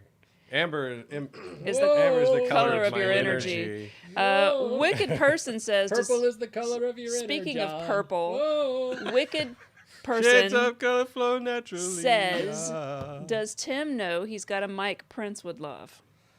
I did this on purpose. I bought this specifically now that I'm a little more on the show. Can you guess why I got a purple mic? It was the only color available from Purple the is store. the color of your inner John. No. Whoa. No, come on. You should know this by now. Oh, I know where you're going with this. Well, I'm not gonna step on it. Lightsabers are, they're green, they're blue, and they're red. Gonna have a purple one? That's just the colors they are. And then you got Samuel Jackson going, what about purple? Well, yeah, we can make a purple one. We can do that. You have a. I do love that interview clip. That is the most. This is a dyed-in-the-wool Clone Wars fan. Oh, yeah. He loves Captain Rex and he loves that whole mythology. So of course, you're gonna pick a prequel Jedi to. Damn right. Okay. Although Damn to right. me, I do just think purple rain, purple rain. Okay. Purple is the color of your inner John. Whoa. Wow. Hey, Michael, don't quit your day job. Pour some oil in a cube. Yeah, see, and it then sucks, squash doesn't it? I didn't say it to you. Someone else said it to you. Yeah, why is everybody else suffering? Well, I said, yeah. Well, I didn't do that man. to you. Why are you rolling that punishment down? I on actually me? like your singing, and I want you to do it more. Yes. Skeletor. Yeah, or Marky Mark, whichever one. Oh, purple is the color of your inner John. Hey. I like to think that's what Skeletor sings while he's doing the laundry. Purple is the color. Washing his furry drawers. Yeah. Furry britches. Purple is the color of my DVDs. Oh. Who dried my furry drawers? Michael Hinkson says, thoughts on the Masterpiece line? We did a live stream a few years ago where we had all the Masterpiece figures that we had up here. I have some of the the iconic ones, Optimus, Soundwave. At the time that we did it, they hadn't upscaled Megatron, so we didn't have that one yet, which I still haven't bought. But they're okay. It's just that, like Legos, when you commit to collecting Masterpiece Transformers, you have to commit to that on a budget. And we're trying to hit so many vintage lines that we just couldn't go down that road. So if I do... Creepy. If I do, if I put money towards Transformers these days, I put it towards vintage Transformers. But I bought a good selection before I just said, time, I can't do this, it's too expensive.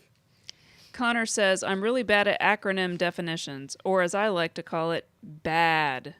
Trust me, I work for a company That's good. That really has good. more acronyms than I've ever experienced in my Me life, too. and I never know what the hell they're talking They about. literally have I've a been in that company page. for 11 years, and I still don't know all these So my acronyms. company has a page where you could literally go on there, and it's like a Wikipedia page just for type in an and acronym. like if there are acronyms that people say to you that you don't know, it's for other employees to be able to go in and use it as a We have one of resource. those. And I have put in like 15 different acronyms that people say to me all the time. I'm like, and my boss will do it in like a chat, and she'll say the whatever acronym, and I'm like, I have to ask recently- you what is that, because there's The no way for me to Flimdivere. look it up. Just recently, our company, I had to go find the dictionary of acronyms.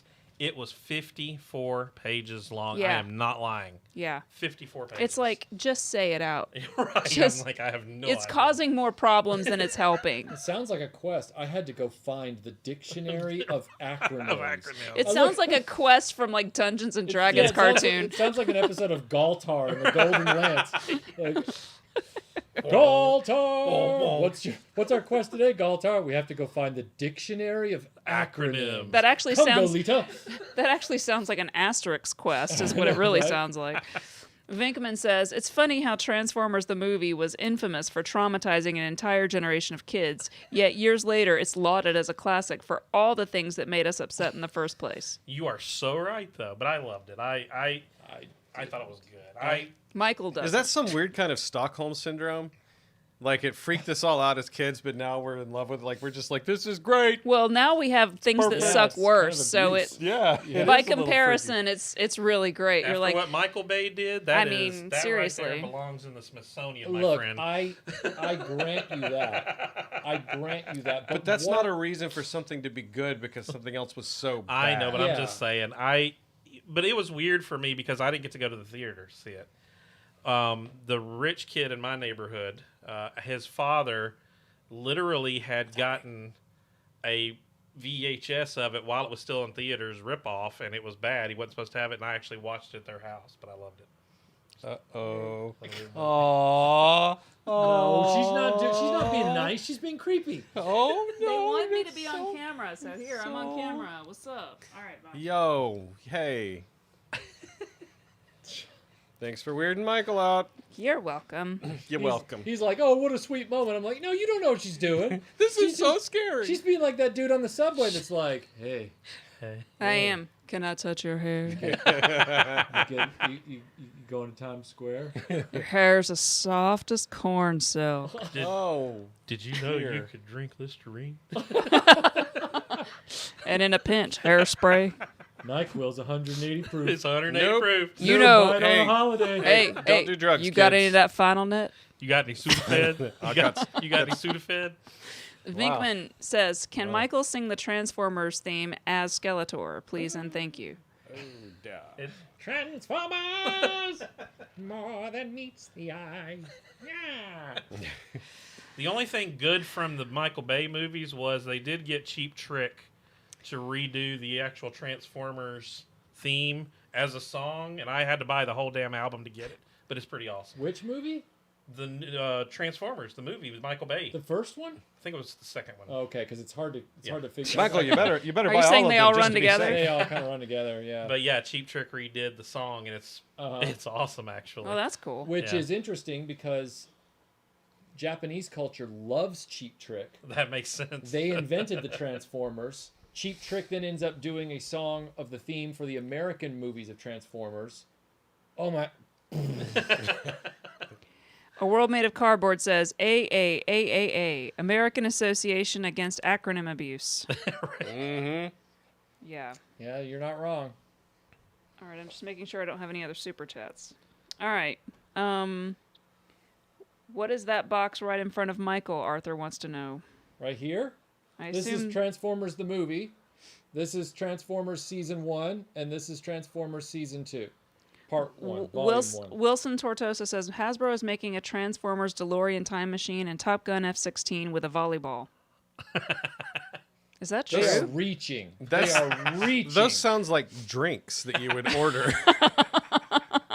with a volleyball, like instead of an all. I was like, yeah, that's true. I'd like the F-16 with the volleyball. Give me an F-16, make it a double, and add a volleyball. That is some weak sauce right there from Hasbro. It's like, you know what? We can't even get our licensed franchises to sell, so now we're going to mix our franchises to try and sell them. Remember a few years ago? What if we made a tractor trailer that turned into Optimus Prime? Huh? Well, no, this is what they did a few years ago. They're like, hey, what if we made the Millennium Falcon all as Tommy Chong? Oh, that was a horrible one. Yeah, we're gonna make that. it transform into a robotic Han Solo. Whoa. And I'm like, people are buying that? I don't think they did. No, they That's couldn't part of the have. problem. King Eric says, thoughts on the knockoff Transformers that are Thomas the Tank Engine and Friends? Oh, I've seen pictures of those. Hilarious. That's They great. are I've funny seen them, but looking that sounds because hilarious. Oh, yeah. Tim Yeah. Ward's pasted some in my chat. They're pretty hilarious. It's time to die, Topham Hat. Topham Hat, what are you doing here? Monkey Boy says, Michael Bay ruined my life. Oh, Yes. don't let him do that. Don't let that You happen. know what's really bad is I actually liked the first one. I remember thinking, it's fun. It doesn't make a lot of sense, but it's fun. But then the second one I thought was funny, but after a while it's like, yeah, this isn't that good. And then by the third one, I'm just like, oh, God. Why? No. Wicked Yeah. Person says he wants to form an Acronyms Suck Society. What's he gonna call it? ASS. Ass. Stephen Queen says Weird Al from the movie had the best song "Dare to Be Stupid." Dare to Would you Be like to tell that Stupid. story, Michael? Yeah, would you? I vaguely remember this. Would So, ya? Melinda and I are watching the movie. I had never seen it. She'd never seen the movie. And it gets to that scene with the Junkicons or Junkions. And they start singing Weird Al's Dare to Be Stupid. And Melinda looks over to me and she says, well, that's appropriate, or something like that. And I'm It's like that's a little on the nose, don't you think? she felt like it was a cosmic commentary on the film itself. Well, I mean, it's okay. I like to tell that story when we do panels on the Transformers to make the entire audience hate me. As an adult, as a child, the Dinobots didn't even save that movie for me. I was very upset because I wanted to see the characters that I had gotten to know in the TV show in a big movie. And they all got slaughtered before the movie even got started. And as an adult, what I hang on to in that movie are the Dinobots, because Grimlock is much like Skeletor and Cobra Commander. He gets funnier the older you get. Yes. And so him and the other Dinobots still being there keep the movie kind of together for me while I'm watching this other stuff. And of course, knowing that, Leonard Nimoy is Galvatron and all that kind of stuff. The last voice that Orson Welles did before he died. Yeah, I mean, wow. and as an adult, That's rough. As an adult, I appreciate Cup a lot more as a character than I would have as a child, because he's that grizzled old veteran. And so there are things, and also... Would you say that you like Cups more as an adult? I like Cup more as an adult. Yes. And I also, the other thing we need to touch on in the movie that I think you appreciate even more when you're out of your grade school years is the soundtrack. Yes. The movie soundtrack is awesome. I'll give you that. And I mean, it's a killer soundtrack. So I just wasn't wild about the story in the movie. And I never will be. Fair. It's Yeah. fair. I mean, Someone, I can't find the comment anymore, so I apologize. I don't remember who asked it, but someone asked if you just didn't go to Joe Fest this year because they were looking to see you there, and I'm shocked that they had Joe Fest. Did they have it? they had one in Augusta. Yeah, that's Oh. where we were last year. Matt and I went. Matt from Reclaimers Vintage Toys. But this year, I was planning to go, and then I had to tell the organizers that I had to bow out because of a family conflict. But I do have all intentions, and I told the organizers this. I said, I will, if barring anything, I will make this up to you guys next year. So I would really like to be invited next year to go, because I was invited this year, and I was really excited, and then all the craziness of 2020 happened, and it became impossible. But I would love to go next year. I would really like to go back. It was a great show last year. On that topic, Brian says, have any of you ever been to any bot cons? No, I've heard about them. I've never been. After some of the videos I've made about Transformers, I don't know if I would get out of there alive. That's true. I would be very concerned about you. Although I did make a killer Dinobots video that was 100% positive. Yeah. And but I don't think they would give me store credit for that. Probably not. So GamerX says, if Bruticus is combined of World War II and or military vehicles, why a space shuttle one? Yeah. I don't know, but you're right. Master Son says, every new car I have ever bought, 5 to date, the first CD in the player is the Transformers soundtrack. I have about 3 copies. Nice. Nice. Because he kept leaving them when he would sell the car. He kept leaving them in the CD player and have to buy them again. No, it's because after a long enough period of time, they all turn into the best of Queen. Tony says, hey, Melinda, do you have a PlayStation 4? Because I would love to play some retro video games with you sometime. So Michael has the PlayStation and I have a Switch, and I don't like to play with other people. Melinda doesn't play well with others. I don't play online games like with other, whatever that's, Morg, MMORPG, whatever that stupid thing is called. I don't do that. I'll tell you this much, guys. I've gotten chastised for this by the crew over the years. I think you know where I'm going with this. I do. They've always told me, like, I'm always out in the open with whether it's my eBay handle or my Etsy handle or whatever. I just call it RetroBlasting, right? And they're like, you know, that opens you up to getting harassed and all this kind of stuff. And I'm like, yeah, well, I'm going to stare down my enemies or whatever. I'm not going to hide from anybody. And so if I'm just telling you guys right now, if you're a PlayStation 4 person and you're, you know, wanting to, you know, find me on PlayStation 4 Network, RetroBlasting. That's me. But he also doesn't play MMORPG. And he just opened the floodgate. But my thing about it is like, Melinda. I'm not Melinda. I'm not trying to be mean. I'm just saying, like, I'm not really good at video games. So like half the time if I'm playing Zelda on my Switch, I'm just kind of like wandering around the world, like finding people, beating the crap out of them and taking their loot, and then, you know. She literally will draw a pentagram in the living room floor and kneel there going, rise, chicken, rise, to kill you all. I don't know. I'm not very good at it, and so I don't really want to do that in front of other people because I'm not. Plus, I don't understand the whole, like, I feel like if you're in a multiplayer online game, then there's going to be some annoying 9-year-old that's, like, right there talking to you, and I don't want to deal with that. I just... Ugh. Anyway, feel free to look me up on the network. He asked me the question. Me with a question. I know he asked you the question, but... Well, I was just answering him, is all I'm saying. And I'm trying to give that person an option. So he's just so lonely. I mean, if you guys could find him on PlayStation and make him feel a little less lonely. Jason says, fellow antisocial gamers unite. Yeah, well, So this actually brings up a really interesting question. So we all know how successful the Lego video games have been. Uh-huh. They have made Star Wars. They have made Harry Potter.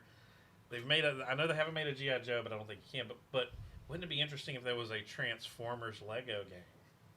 I'm not a fan of Lego I think that would be good. Since the Harry Potter games. I think they've lost their way. Do you? I know some people really liked the stuff that was based on. Star Wars was the best. Star Wars was great, but it's like the further they got, the more they invested in creating more cutscenes and making more of the game feel less like Lego and more like finely rendered video. And it just sort of started losing that Lego feel. Okay. And so like I got into some of the stuff where you could play Thor and Spider-Man, and it felt like the game drifted to a point where they were just churning out content to get you to buy another game. Yeah, okay. Whereas like some of the earlier stuff, now this is a property that's ripe with that. And if they were able to pull that off, it would probably be pretty great. Transforming robots, Legos transform. It's like... Well, and then, they could fall into blocks and then, repair. Black Chandelier Mirage says, RetroBlasting gaming live stream. Not a bad idea. Well, it's... we've actually kicked this idea around quite a bit. Watching funny story. One of Michael's birthdays, everybody comes down here, and Michael has a tube TV. He likes to tell stories about you from a long time ago, in front of a lot of people. I've saved all my stories about you, sir. Yes, you have. But anyways, in his birthday party. I'm immune to chocolate. I don't know what's wrong with you. Everybody came down, and Michael had his original Nintendo, had his tube TV on, and he pulled out his childhood Zelda game. Plugged in that Zelda game, no lie, Michael's original save He's hitting the table. of that game was still live and good on that cartridge. How random is that, though? Because I've gone awesome. 3 weeks before and lost a save game on one of those, like Faxanity didn't have it. It was Zelda, but any of those that had the battery in it that would lose a charge, it was shocking. And you were like, "Oh yeah, that's my brother's game," and I was just Michael was floored. He was like, "Wait a minute, that's my save from 1990." Blah blah blah. now buy the thing you can plug in and download that save. Yes. Oh, You interesting. need to get that. Here's the thing about that. I don't mind if it actually finally dies and maybe it's erased since then. What matters to me is that I had witnesses when we put it in that it was actually still there as of last year. Yeah. It was the real treasure is the friends you make along the way. That's right. Especially the friends that say, it's not safe to go alone, take this. Take this, or it's dangerous to go alone, take this. Yeah, or how And about We'll have to tell you I guys. give you the light of Elendil, our The, brightest star. the birthday present me and Aaron got Michael after he bought us the Fort Max and the Soundwave. this is the gift like the call and response gift thing that caused us all before everybody said no more. This was the thing that spawned we are done buying gifts for each other, because the rate that it was exponentially increasing in complexity and cost was like we would end up in our own version of Space Camp by now if it had been allowed Which to would have been continue. an awesome video. Because I would have thrown up everywhere. So I will just say, me and Aaron had a plan because of Michael's love of World War II. There actually is an airport not far from here who has real World War II aircraft that's been restored, and you can rent time and go flying in them. So we found an old Texan that had been restored here locally. And he was like, "Hi there." So me and Aaron went ahead and reserved the time, but then we had this wonderful idea that Melinda was going to take Michael to Dunkin' Donuts for his birthday breakfast, and we just showed up. Just randomly out of nowhere. Michael was not expecting. Michael like, is unflappable. Hey, and I remember him looking a little funny, and my wife, Rebecca, had actually pulled up a skydiving video on her phone, and we were like, "We're here to take you for your birthday surprise," and Michael's like, "What?" And she turned around, and there's a skydiving video, and Michael goes, "Okay." And we all get in the car, and everybody's filled up. But in my truck, I take Michael with me. Now, usually me and Michael are talking back and forth like crazy. We're driving, and at this point, he realizes I'm actually heading to an airport. And Michael's sitting there, and one of his legs jumping a little bit, and he is silent. Just silent. He was going to do it, though. Oh, he was determined. He had every intention of doing it. But what was even more perfect is as we pull up to this airport, they do skydiving. They do skydiving. The skydiving plane is landing and pulling up to the terminal with people on there as we're pulling up. So Michael's like, "Are we really doing this?" Like he was still hoping in his mind that that's not what was going to happen. I'm not afraid of heights like that. Like Melinda will tell you, I'll hop into a little plane or an ultralight or whatever. I'm really not, I should probably have more concern than I actually do. You really should, actually. But when it comes to parachuting and stuff, I've been told many times over the years, because I used to interview World War II vets, and every paratrooper I ever spoke with from World War II would say to me, every interview, different person, they would say, never, ever jump out of a perfectly good airplane. That's if you what don't I've have always to. heard too, yeah. You know, and they're like, we did it for an extra $50 a month, and it was still insane that we did that. You know, and it was a war. You know, and I'm like, all right, well, fair enough. All right, I got some super chats. Okay. Master Son says, "Michael, I will be your bodyguard to BotCon if it ever comes back." Thank you. That'd be awesome. Thanks, man. JSP says, "Leonard Nimoy's Galvatron voice, perhaps maybe slightly grittier, would have been the perfect animated Wolverine voice." Okay. Actually, I kind of agree with that. Yeah. Michael says, "Wow, Melinda's in a mood today." I don't know. Is that because I said the thing about like not playing PS4 with people? I literally don't know how to do it. She's in a mood with a day job. She's not. Please explain it to them in a way that isn't bitchy. Yeah, she's not. One, she doesn't have the same system. Two, she's not savvy about online gaming. Three, she doesn't game enough to where she feels like she can just jump on and do all that stuff. So it's just not like if I could figure out how to play the game, I'd be doing well. I wouldn't be able to also like talk to people and all of that. Like I would just instantly boil die. it down a little Thank further. you, Aaron. It just doesn't sound like fun to her. It's not you. It's just no, it's not you. If there's some other way that I can, here's the deal. Yeah. It's my lack of skill, is what it is. I don't understand this. All right. I literally just a few minutes ago, when Melinda said truthfully, it's not really her thing. I literally gave everybody on the stream my PS4 They don't like you as much as they like me. Prize, and nobody wanted it. They No. were like, yeah. We want Melinda. I want Michael's to play so you. lonely. Well, we've Just got find him on there. Things to open, and it's already. It's like 7:30. So what you're saying is we got to move all the Transformers. We gotta move the Transformers. We got to get them back in the shelf. We got to get them off the thing, bro. Right, dude, let's do it. Let's move the Transformers. Okay, I heard that my voice is too loud, so okay. From one person, and we told you not to tell us. Master Son says, every car I own has personalized plates of a Transformer. Autobot, Mirage, Brawn, Cup, or Prowl. Nice. Lio Convoy says, if you play Halo on PC, I'd join a gaming stream.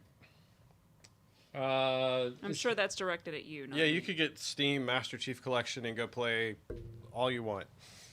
Throw that stuff up there, man. Wicked... Here, why don't I take that one? Michael, you gotta hear this. You got listen, Michael.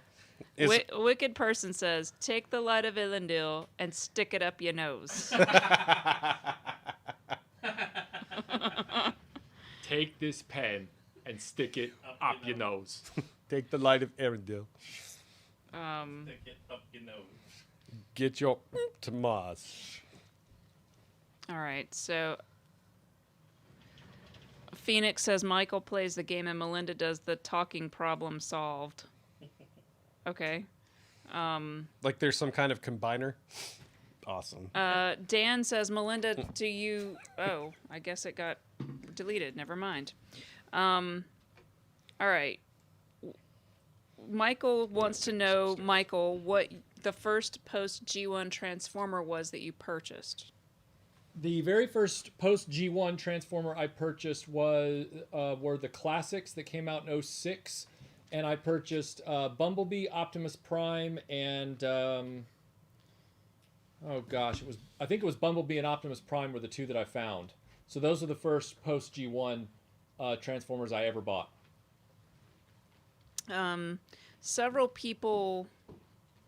Oh no. I'm confused. What Zdravko says, what would be your dream Transformer in terms of alt mode?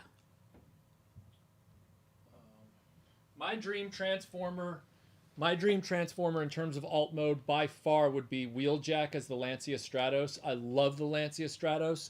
It's one of my favorite cars of all time, and that's what I would choose. That's hands down my top pick.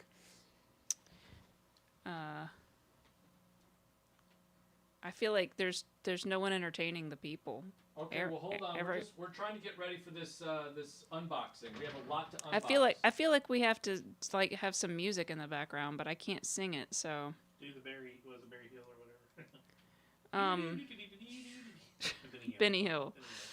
All right. Greg says, why do you think the newer Decepticon jets were drawn as cone heads, but the original 3 weren't? The transformation process was the same for all of them, and they all had cone heads. That is one of those things that's really annoyed me about those later Seekers. I think it was because they were trying to differentiate their look for animation.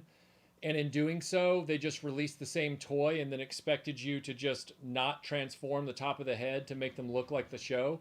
But when I was a kid, I would just pull that cone down anyway because I thought it looked dumb.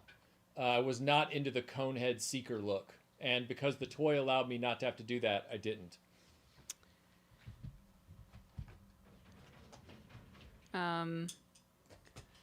Fade to Black wants to know what is the rarest Transformer in the original toy line. Ooh. Probably rarer now. I assume he means now. Hardest to find. That would probably be. We got enough room. I think we can. Yeah, the camera, right? Well, the rarest transformer. I mean, I guess the camera would be one because it was a mail-away reflector. Cutty tool. But I'm trying to think if there was another one that was just straight up more rare as a matter of course. And I can't think of one. I guess, okay, one of the rarest Transformer variants that I've heard about is the original release of Jetfire that has the Macross logos on the wings. Do you have a knife? Do I have a knife? Oh, like it actually had the yeah. Macross logos on the wings? On the wings, yeah, because they hadn't gotten rid of them yet. Yeah. Cow. Yeah, they messed up. That's pretty egregious. Another word I'm writing down. Where did all the razor blades go? Oh, sorry. We were getting ready for Halloween And we stole all the razor blades. to put them in apples. and chocolate bars. Right. Yeah. Taffy. Do And you really for other want to things. bite into the razor blade? All right, so When you get those little sugar, straws, you just pour them. Pixie sticks. this is Pixie from sticks. Thank you. this is from Eric. The King Viking. the greatest of all. You can cut along this way too. It'll help open it. This razor recently broke. You broke a razor? Man, you Well, got I anger broke issues. I Oh, broke got the- it. Oh, the thing that stops it from. Yeah, from killing me. So now it's murder. Okay. Keep it going the other way, please. Well, if you quit using it for your illicit drugs, you might not have to worry about No, that. don't do that. I'm kidding. It was a joke. It was a joke. Vinkman says, would Timmy Tim like a Tim Tam? Tim, you're gonna take some personal interest in this. If really? Tim Tam could Tim Tam, how many Tim Tams could Tim Tam Tim? Says, Large is what it says on the front of the box. It's a box of large. it literally I'll just read this says, first. Would you like some large? It says, I would "Dear like a cup of RetroBlasting, large." Hello from Joe Fest. I started making customs, and I thought you might like to add this to your collection. They sold out the first day of the show. I hope to see you here next year. All the best. P.S. F the haters right in the neck. Eric. can I read something really quick before you do that? Yep. DFOO Diffusking says, don't miss the light in a child's eyes when they get a caramel covered onion.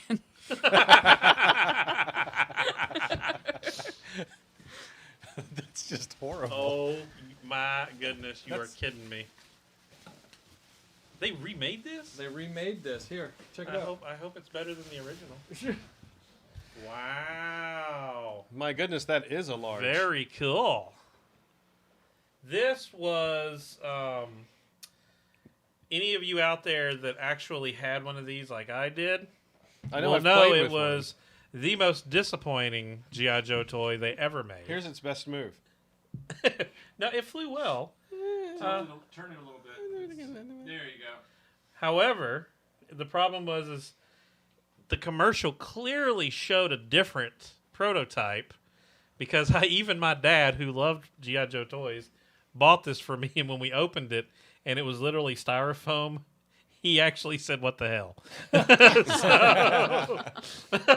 Well, what's really, really cool about this from just a collecting perspective is that I do have the actual Viper glider pilot, who is very rare. Yeah. And I have his original clip so that he can go onto the glider, but obviously the gliders are all gone because they were all cheap styrofoam. So to know that Disintegrated. there's a replica glider in here for that Viper pilot that I have is really thrilling, actually. Thank you, Eric. It's This is very cool. Yeah, very, this is very cool. awesome, Eric. You see what they did here? It's even got a Yeah, he has like a production. a numeric 86 It was a out of special 100. run just for Joe Fest, Yeah. and he signed it. Yeah, it's got the date and signature and what number in the line it was. That's it looks really like it got cool. Really, dimpled really a little cool. bit here, but that should be far enough away from the Yeah, well, glider itself. that's actually cool. They did a great job on the box. Yeah, the box, box looks is awesome. awesome. I wonder if next year he's going to do the Joe one. That would be cool. That's what I wonder. A World Made of Cardboard says rare, like I guess the most rare G1 Transformer, switched color Bumblebee and Cliff Jumper. Oh yeah. Was that a misprint? Yes, or... it was. Okay, actually. yeah. I do remember that now. And that it was the head, right? Wasn't it just the head that was different? No, I have the switched color ones from when I was a kid. There's a yellow Cliff Jumper, and then there's also another one that's rare called Bumble Jumper that wasn't ever in the show, but he was a yellow car that was one of the mini-cons in the toy line. He's pretty rare as well. But I do actually have the red Bumblebee and... oh no, the Bumble Jumper. Yeah, oh no. Run away, no, it's the Bumble Jumper. Blake Romo says, Michael, thoughts on the death of Optimus Prime? I was not happy. He was one of my favorite characters, and I wanted to see him in a big budget movie. You know, that needs to be what you call your memoirs. My thoughts on the death of Optimus Prime. The I life thought you and were times saying of Michael my French. thoughts. I was not happy. Well, I'm going to redo the Transformers. Well, what did you hate feature. more? Did you hate the death of Optimus Prime or the return of Optimus Prime? Because let me tell you. I remember that, where he's like a zombie on a spaceship. No, or well, something. no, that one was actually That sounds kind of cool. compelling and freaky as hell. I'm talking about when he actually returned. The Quintessons brought him back when the space virus was going around. Oh yeah, I kind of remember that. The only time they were able to play, you got to touch on the actual TV show. Right. Here's some hardware. Oh, you know what is this this? is? These are upgrade parts for my Proton pack. Oh, cool. Oh, very cool. I did not order these. These are from Art. So he's made wow, some look at upgrades to that. it. Look at that. That's pretty that's damn really cool. nice looking. Wow. You have a CNC machine? Dude, I'm Can jealous I if hold you on do. to that? Oh, look at that thing. I want one so bad, but they're so expensive. This isn't routed. That's a And- spring. and it's a better. That's wire wrapped around that. Oh, is it? Yeah. Just very Oh, well okay. done. Now, he may have machined the thing it's wrapped around. That's a good point. But So that Pretty means damn that at cool, some though. point I'm going to have to revisit my Proton pack and give it some upgrades. That'll be fun. Very Proton cool. Pack Revisited. Excellent, excellent novel. Hey, thanks. Hopefully that one won't Bride's give us Head the headache we Revisited. had That was a last Bride's Head Wednesday. Revisited joke. Krista Larber says, do you think they'll make a Back to the Future Autobot? Well, they're already making that DeLorean transforming Back to the Future time machine toy, which means they'll make about 50 of them for the entire United States. And then it will sell out. Right. Yeah, it'll sell out, and what they'll do is they'll Be the throw most popular one ever. 10 into an arena, and they'll have like 100,000 customers jump in, and they'll be like, Break a pool stick in half. yeah, exactly. We've got a job open. We got one job. And the Hasbro CEO will be like, I love watching my customers kill themselves for my product. Eric Pieper says, do you guys think young people will be nostalgic for the Michael Bay Transformers films like some people are for the Dolph Lundgren He-Man? Some people will be. There's Yeah. always Yeah. somebody out there that's nostalgic for trash. There's always Wow. always somebody. Hot takes. Damn, that's harsh. We all know the He-Man. We all know the Masters of the Universe movie was trash. It was, but it was good trash. It was trash then, and it's trash now. It is, but it was good trash. It was seizure. What would you inducing. rather watch, the Michael Bay Transformers or that He-Man? Well, there's only one He-Man movie, so I'm gonna Yeah, but go I would with say that. you got your choice of all the Michael Bay Transformers. I'm or gonna the make one He-Man. waffles. I would say the one He-Man because it's shorter. That's literally the only reason. How Ga- tall is He-Man? Well, Dolph Lundgren's quite tall. He is, but is he He-Man? I thought I know he worked his butt off. He did a lot of his actual stunts because he was so big. There was no stunt double that could do his You stunts couldn't for him. trick So anyone he into thinking literally that was him. worked his butt off on that movie. Okay, you know? okay. Jeez, guys, Okay, come on. I said okay. Dolph. These look like maker parts for. Dun gonna- dun dun. For the X-Wing fighter. These Oh, are maker cool. parts for the to replace the vintage X-Wing fighter parts. So Oh, you these got are- a canopy. These are canopies, Cool. and it looks like there's cannons in here. These look like cannons. So he printed that separately. Nico, there are two glued it Tims. in. There's a Tim Ward who is on the chat, and then there's a Tim Witten who is here in the studio. Yes. This So- is The one story we've of two referred Tims. to The as story of Camera two Tim. Tims. Cameraman Tim. Gapasaurus says, I once saw as a kid stacks and stacks of Joe Falcon and Viper gliders on clearance at KB Toys for like $3 each. Yeah. That wouldn't surprise me. Yeah. Bye. Once word got around that those toys were no good, Yeah. they just languished. Oh, these are the bodies of the wing cannons. Yep. And then those would be the barrels. Those are very good prints. They actually look really good. I've got some of this material in my 3D printer right now. Oh, really? Yeah. Cool. This is hard to print with. I'll just be honest with you. What is that? The ABS? Yeah. Yeah, you got to do a higher temperature on those, Oh, we did, but it's just and keeping them sticky. you've got to cover one of the cooling fans. So the cooling fan that cools the head, I think, needs to be blocked so that it can't cool the head down. It just depends on the make of your printer, but that Well, was I don't what- know that I can do that now that it's a direct drive 3D printer. Yeah, that's the only way I could get ABS to print on my CR10, the Creality one. I had to stop the airflow over the print head to keep it from cooling too fast. That makes sense. Wicked Person says giant sandworms are doing the best work. That's what I've heard. Giant sandworms doing the best work. I think so. They make the best Chris knives. I'm sure that's true. Cal-L48 asks a question that a lot of people have asked. What are your thoughts on the G1 reissues available at Walmart? I think they are much like the real Ghostbusters reissues. They're quality for what they are, although because they're Transformers and there's that Takara licensing going on, they're a little overpriced. You're paying $50 for Optimus, but you don't get the trailer. You just get the cab with the fist and the gun. There should be some laying around. Yeah.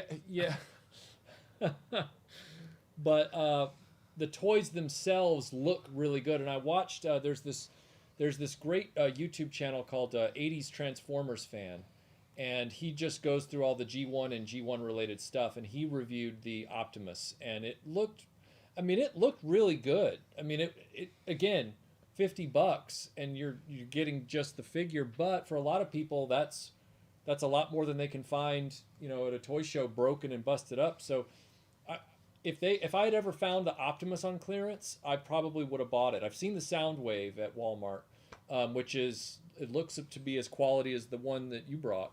It's really nice, but they're just a little overpriced. That's the problem.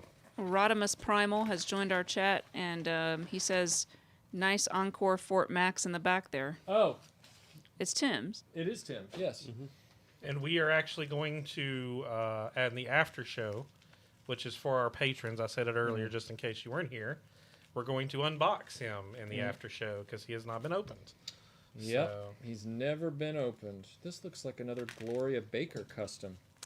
Gamer says, GamerX says, the Walmart Bumblebee has a cartoon accurate face. oh, that's pretty cool. Oh, so there are a few changes then to some of the G1 reissues. Interesting. Well, that would mean he has an actual head versus that little flap. Yeah. Oh, yeah, you were right.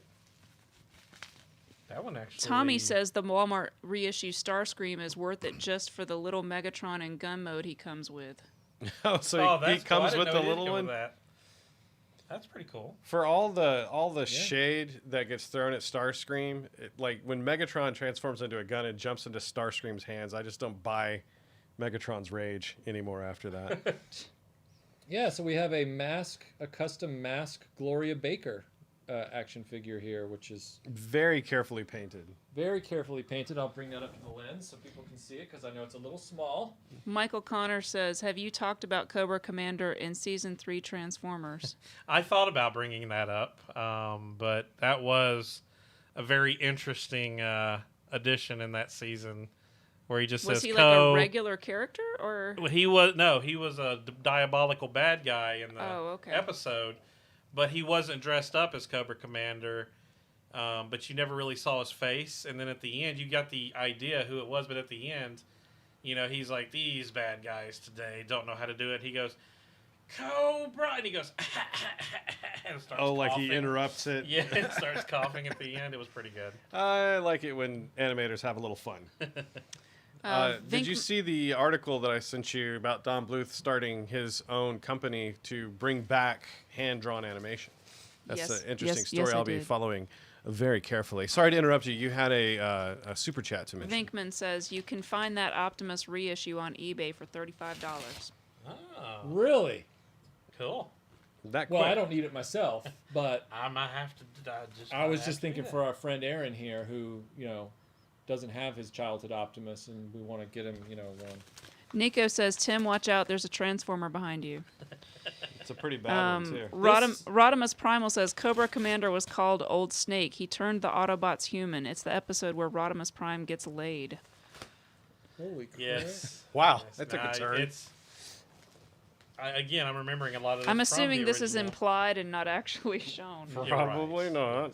But. Greetings, Michael and Melinda. Thank you for the great Greetings. content that you've provided over the years. I first learned about your channel last fall, and have found a lot of great advice, humor, and information. I just joined the Patreon, and I wish I had done so some time ago, as I didn't realize how much extra content was to be found there. Well, I genuinely appreciate that. We put a lot of effort into our Patreon portal. In this envelope are a few toys, which I don't want to tell you what they are so that you can see them. Thank you for the many free hours of excellent content. Jesse, Epic Badger on the live stream. And thank you also for introducing me to Analog Toys. Well, Jesse, thank you so much for not only being part of the channel and being a patron, but then sending a surprise mystery package. An envelope. And inside is a packaged Matchbox Robotech Rand figure. Good Lord. That's pretty cool. That's actually. awesome. I like that. Good lean on that guy. And what do we have here? Jalapeno toffee milk chocolate. I don't even know what that is. Those are a lot of ingredients I would not What? consider mixing together. Jalapeno toffee milk chocolate. Wow, that sounds great. I think y'all should try a I'm piece. not- That's not my. So I'm going to make Aaron eat it. And Here's he's super excited. toffee dark chocolate. You would like that, Michael. Yes, I would. It's kind of a Tam Tam. Now this is interesting. So there's some O-rings and stands here for some Joes. And this tiny What's little that little car. critter? It's got a gear system in it. It's Is that one of the I forget what they're called, but remember the little tracks we had as kids that were battery operated, and they had like steps and certain things that would grab these cars, and they'd be like, ka-chee, ka-chee, ka-chee, and they would hit and then maybe. circle all around and start over again. That's what this looks like. And to he me. wasn't kidding. He literally sent Action Man Frogmen. Oh no, There you this go. is a force friction motor in this thing. Yeah, and that looks like it's from the Soviet era. It's seized up, but we could probably fix that. Is that one of them Soviet toys? That's really interesting, though. Vinkman wants me to make you eat that. This? No. Thank you so much. All of Jesse his Gonzalez. threats involve So food today. Aren't they Good. great? They're SAS Frogmen Wow. from Action Force. These are awesome. She The Dude. tanks With and the mask chocolate. look so good. Yeah, they're doesn't it? great. Thank you so much. This is great. I'm going to put these with my Action Force shelf over here. Wolfie says it's 007. I was about to say he looks a lot like He James does, Bond. doesn't he? Da, da, da, da. You only live twice. That's right. And twice is the only way to live. Wah, wah, wah, wah, wah. Now, if I can just afford that $3 million Aston Martin. All right, they're not standing up right now, but I'll fix that later. If you get an Aston Martin-sized box, I'm going to be very concerned, Michael. Yeah, somebody just sends me like the center of the steering wheel. I'm gonna mail it to you piece by piece. This is going to take forever. When you're on your deathbed, you'll finally have the last piece. And you'll 30 be years later. Timothy Dalton. This is They from send you Timothy Dalton. Brian. Yeah. Bro, let me out of this box. Piece by piece. Oh my God. I'll form, This is so dark. I'll This form is the just new, an ear. I'll form the new That- Templars. You know the Templars, they said that they worship the head of John the Baptist? Yes. And I'll worship the head of Timothy Dalton. That's awkward. That sounds like hold a- his skull in one hand and look at Right. the moon in the other. Right. That sounds like a good indie movie of like some live streamers who start getting mailed Timothy Dalton one piece at a time and they can't figure out Look, what we to need do to about stop right now before we get something really funky. it. No. That's all not meant seriously. Oh my gosh. Somebody sent me their childhood Oh, Calabos so from cool. Clash Oh of the man, Titans that's awesome. That is cool. with the tail still intact. Yeah, All he that's needs is pretty his cool. sword. Holy That's crap. cool. Holy crap. Brian, thank you. I'm going to bring this up to the camera. Do you have any other Clash of the Titans? He's the only figure I'm missing. The only other toy I'm missing now is the Is Kraken. the Kraken, yeah. He Gosh, hasn't been. you remember those toys from the commercial? Talk about something that was advertised like crazy. Was those Clash of the Titan toys? Those things were advertised like a million times every Saturday. The Kraken hasn't been released yet. That's why you can't find it. I'm gonna make sure that I find a sword for this. Yeah. This is awesome, Brian. Thank you. I can't That is believe very cool. I cannot believe that you sent this to me. Brian, thank you so much. Nothing sadder than a Calabos without a sword. I mean, wow. Yeah, Kieran got my joke where, Radar mailed home the Army Jeep bit by bit in MASH. And that's what I was referencing. So, yes. Thank you, Kieran, for recognizing my reference. You mean you were joking? Nope. Oh, my goodness. Michael, has your DeLorean ever reached 88 miles per hour? Well, he's still here, isn't he? Yes, it has. It has, although you never know it because the speedometer on a DeLorean only goes up To 80 miles an hour. to 80 or 85. Ironically, he just got back. It's your stuff, Tim. Oh, Mega Constructs. It's your Mega Constructs, and it's the Roton.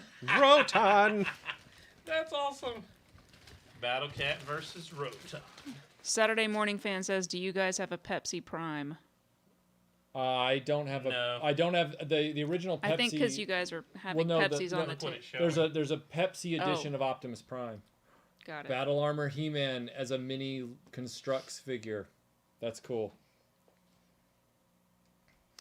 George I Aiken love these things. wants to know your thoughts on the Tantive 4 playset. You mean that hallway to nowhere? We're in a hall to nowhere. Look. We're first doing we just stepped in fine. it. No. This is ridiculous. Okay, $50 for half a hallway. This is ridiculous. Is it, though? Yes, it's half a hallway. $50, and then But which half? Is it the good half or the bad half? it's You know you never want to get the bad half of the hallway. It's the inside track, and here's the BS part about it. They try to tell you you can make it into a square. And then if you buy 4 more, you can use those walls to create walls on both sides of the square all the way around. Well, So are they wrong? Can you, in fact, do that? Are you when you were a kid, I was What's never a fun child. about transforming into a building? What? here's It's the a thing. Here's hallway. the thing. It I doesn't can't do To me, believe, anything. tomato, I cannot tomato. believe they are promoting buy 4 to 8 identical things to make one usable thing. Yes. That is And it's just a hallway. and it's just a hallway. The doors don't do anything. There's no panels on the So it's a side. play set of a liminal space. Listen, let me help you out, folks. Yes! You could do more with these cardboard boxes Yes. for your Transformer playset. Yes. than that Ghost thing is gonna says do kids for in the you. hallway. Kids in the hallway. That was pretty There good. there is no point in buying that playset. None. Zio Kim says, I love walling in squares. I know, right? Oh my gosh.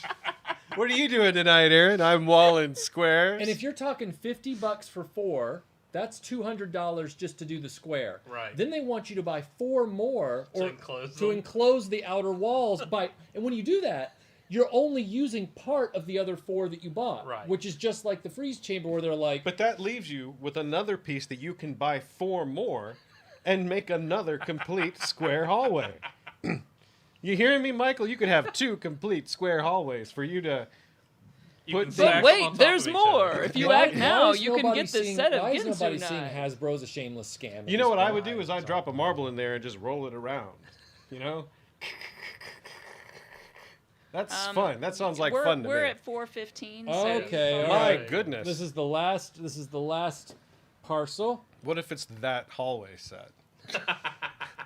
Wow, you just got set up, didn't you? A World Made of Cardboard says, my playsets were always made of cardboard. Best toys ever. I've seen some of your work with cardboard. Dude, And you that's are true, actually. truly great. That's true. But I did the same thing. I had a lot more fun, especially with things like the Transformers and G.I. Joes, making stuff out of cardboard, cutting out doorways, building stuff Those up. old gray and, I guess, blue little constructs made the best play sets. What in the world? You weren't wrong, wow. Michael. You were this not is wrong. cool. Oh, my gosh. Rogue Heroes, the history of the SAS. Britain's secret special forces unit that sabotaged the Nazis and changed the nature of the war. Wow, that's cool. Oh, that's awesome. And it looks like there's a lot of pictures added in there. I like pictures. Pictures help me Is get it a through the choose book. your own Am I adventure? wrong? No, you're not wrong. That's a great deal of photographic Michael. Hey, content Michael. in that book right there. MES082 says, it's hip to be square. Dun, dun, Which I think for dun, you dun, is the perfect comment, dun, dun, knowing your love of Huey Lewis. Hey, he could be my dad's friend. That's okay? true. Okay, so like Huey what else? Lewis. Oh, holy crap. Oh, you got a bunch. Operation Mincemeat, how a dead man and a bizarre plan fooled the Nazis and assured an Allied victory. Oh, man, these are going to be great to read. I got to see what else is in here. That one didn't look like it had What's a lot that of note pictures say in over it. there? Oh, right, the note. It's very small, and it's also sideways. With sincere appreciation and thanks for all that you do, please accept these goodies as a token of my continued gratitude for the enjoyment and wonderful mental health that RetroBlasting provides in the times we are living in. Boy, that's kind words. I am proud to call you all my friends. Sincerely, Ray. Thank you, Ray. And Thank may you. I Thanks, just Ray. say, you have excellent handwriting. I do not see samples of that quality these days, as often. Double Cross, the true story of D-Day spies. These are great books. These are going to be great. Double Cross sounds like a great Transformer name. Oh, no, look at this. Hardback edition, Splinter of the Mind's Eye, the Wow. original sequel to Star Wars. The hardback edition. Holy crap. That's the Emperor in this book. Holy cow, that is beautiful. I might put that in the display case. Yeah, by Alan Dean Foster. That's a great painting on the Yeah, cover. that's good. Is that the one, am I mistaken, where they travel around Endor and they fly through the Force Remnant of the Emperor? No, this one's earlier than that. This is Yeah, from this like is- 78. Okay. Yeah, this is like the first mention of the Kyber crystal. I don't think there's I know I've read this. I don't think it. I think what you're saying is throwing me off is you're using the word Endor, and I don't think Endor is in this book. Okay. But you might be right about the rest of it. It's been a long time since I've read it. Let me read this. No. Just hand it to me, please. There was a stirring, Luke whispered. A profound disturbance in the Force. Holy crap! Look at this. Original novelization. Wait. The story behind The Trouble with Tribbles, the What? birth, sale, and final production of one episode. This is the making of The Trouble with Tribbles episode. Which is one of my favorites. That's gotta be interesting. That's gonna go right up there with my other making of books. The Making of Star Trek by Stephen E. Whitfield. I've never read this. I've meant to, but I never have. Dude, Raymond, thank you. This is awesome. Hold on. What do we got here? No. What? Autograph card. Oh, that's Autograph cool. card Of whom? of T'Pring from the original episode where Spock goes has through... to go through his Ponfar, and she says, I choose the rights of combat, and chooses Kirk, and then it's... And then Kirk gets the slash, the perfect Yes. slash through his tunic. Unopened wax packs of Empire Strikes Back cards. That's amazing. I wonder what the gum is in there now. Nope. I'm not doing that again. I don't want the poison. It literally tasted like It pesticide. was one of the best ever. Look, it's original. It's an original run of Star Wars Marvel comics in a collected Oh, volume. it's all of them? Not all of them, but some of them. It's like the first, however many. That's pretty cool. Wolfie says Hasbro's playset intentions: Stairway to Heaven and a Hallway to Nowhere. What's next? A Road to Hell? I know, right? It's a highway. Which would probably be more Good. fun than that damn hallway. Thank you, Aaron. You're Look at this, welcome. original Star Wars Marvel comics. issue 8 and issue 54. Oh, Trish that's says, pretty cool. Aaron, Knuckles has lost another tooth. What? Huh? Congrats, kiddo. It's a weird name. Mm-hmm. Just saying. All right, we're almost to the bottom of this box. We have Star Wars: It's The a cassette. Empire Oh, quick. Strikes Put Back him in cassette. Soundwave. See what happens. That cassette has seen some better days, but Still, to even still, see a to even cassette. see a cassette, that's cool. That is cool. Oh, it has Return of the Jedi on the other side. I should say, look at how much tape's in there. That's a long tape. And look, side 2 is Return of the Jedi. Side 1 is Star Wars and The Empire Strikes Back. Okay, and then we have... Oh, Tim. We got original issues of Starlog. Oh, I've got a few of these. That's cool. Very cool. And we have a Star Wars Galaxy foil top card of Hoth Leia. Wow, look at that. And we have a Black Series... What is this box? The TARDIS? I know, right? We have a Black Series... I was about to say the same thing. Death I'm like, what Squad the hell? Commander. I keep looking in there. There's more things. Oh, there is more things. Holy crap. Jason says, if they pull copies of the Picardian out of that box, I'm going to lose it. Holy crap, there is a vintage Star Wars figure in here. There's a vintage Rebel Soldier with a blaster in here, too. Oh, I know. Dude, Ray, I don't know what to say, man. This is awesome. That is awesome. Oh. Star Trek 3. The World of Star Wars Compendium of Facts and Fantasy. Oh, the vintage stuff. This is... What? Official Collector's Edition Empire Strikes Back magazine. Oh my God. Think of That's all the great reading you have to do now. I have to do so much reading, but I'll enjoy every line. Wicked Person says, I let my high school class open an 80s Knight Rider wax pack. One kid chewed the gum on a dare. I wonder what that was like. Yeah, I would know what that experience would have been like. Ray, It was great. Ray, thank you so much, man. I'm blown away. I'll make sure all this stuff gets safely You put have away. to vintage read this vintage book. I will. Under a vintage incandescent light bulb. Yes. Soft white. And 40 watts. I will make 'Cause sure that's all your dad would buy. Yeah, I will make sure that I will wear 70s clothes. Can we So just, corduroy? before we end this, I really want to give a shout out to Tim Ward, who has been doing double time today. Uh-oh, With- was there a lot of trolling going on in the comments? Yeah. Why? Sorry to the real George Aitken.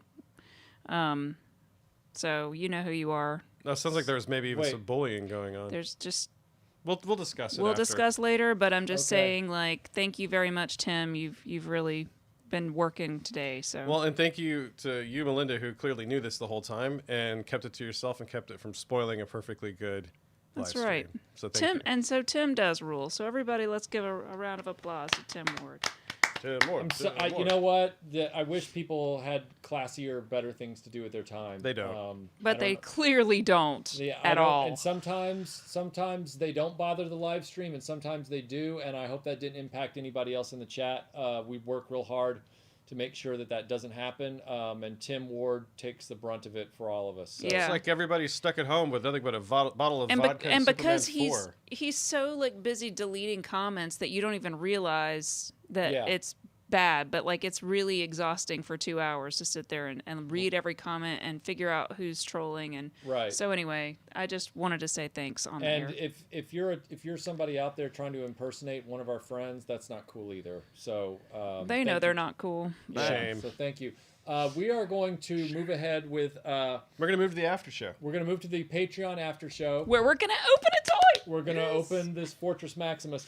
For those of you who aren't aware, tomorrow a brand new video will come out that will be the completion of the Defiant restoration, which will precede the full review. But I tackled the gantry and the crawler in this final restoration piece, it's on Patreon right now, but it'll go live tomorrow for everybody in the morning. But thank you all for joining the Saturday live stream as usual. Hope you guys have had fun. But we're going to go do the after show, and you guys have a great rest of your weekend. If you're patrons, we'll see you over on the after show in about 10 to 15 minutes.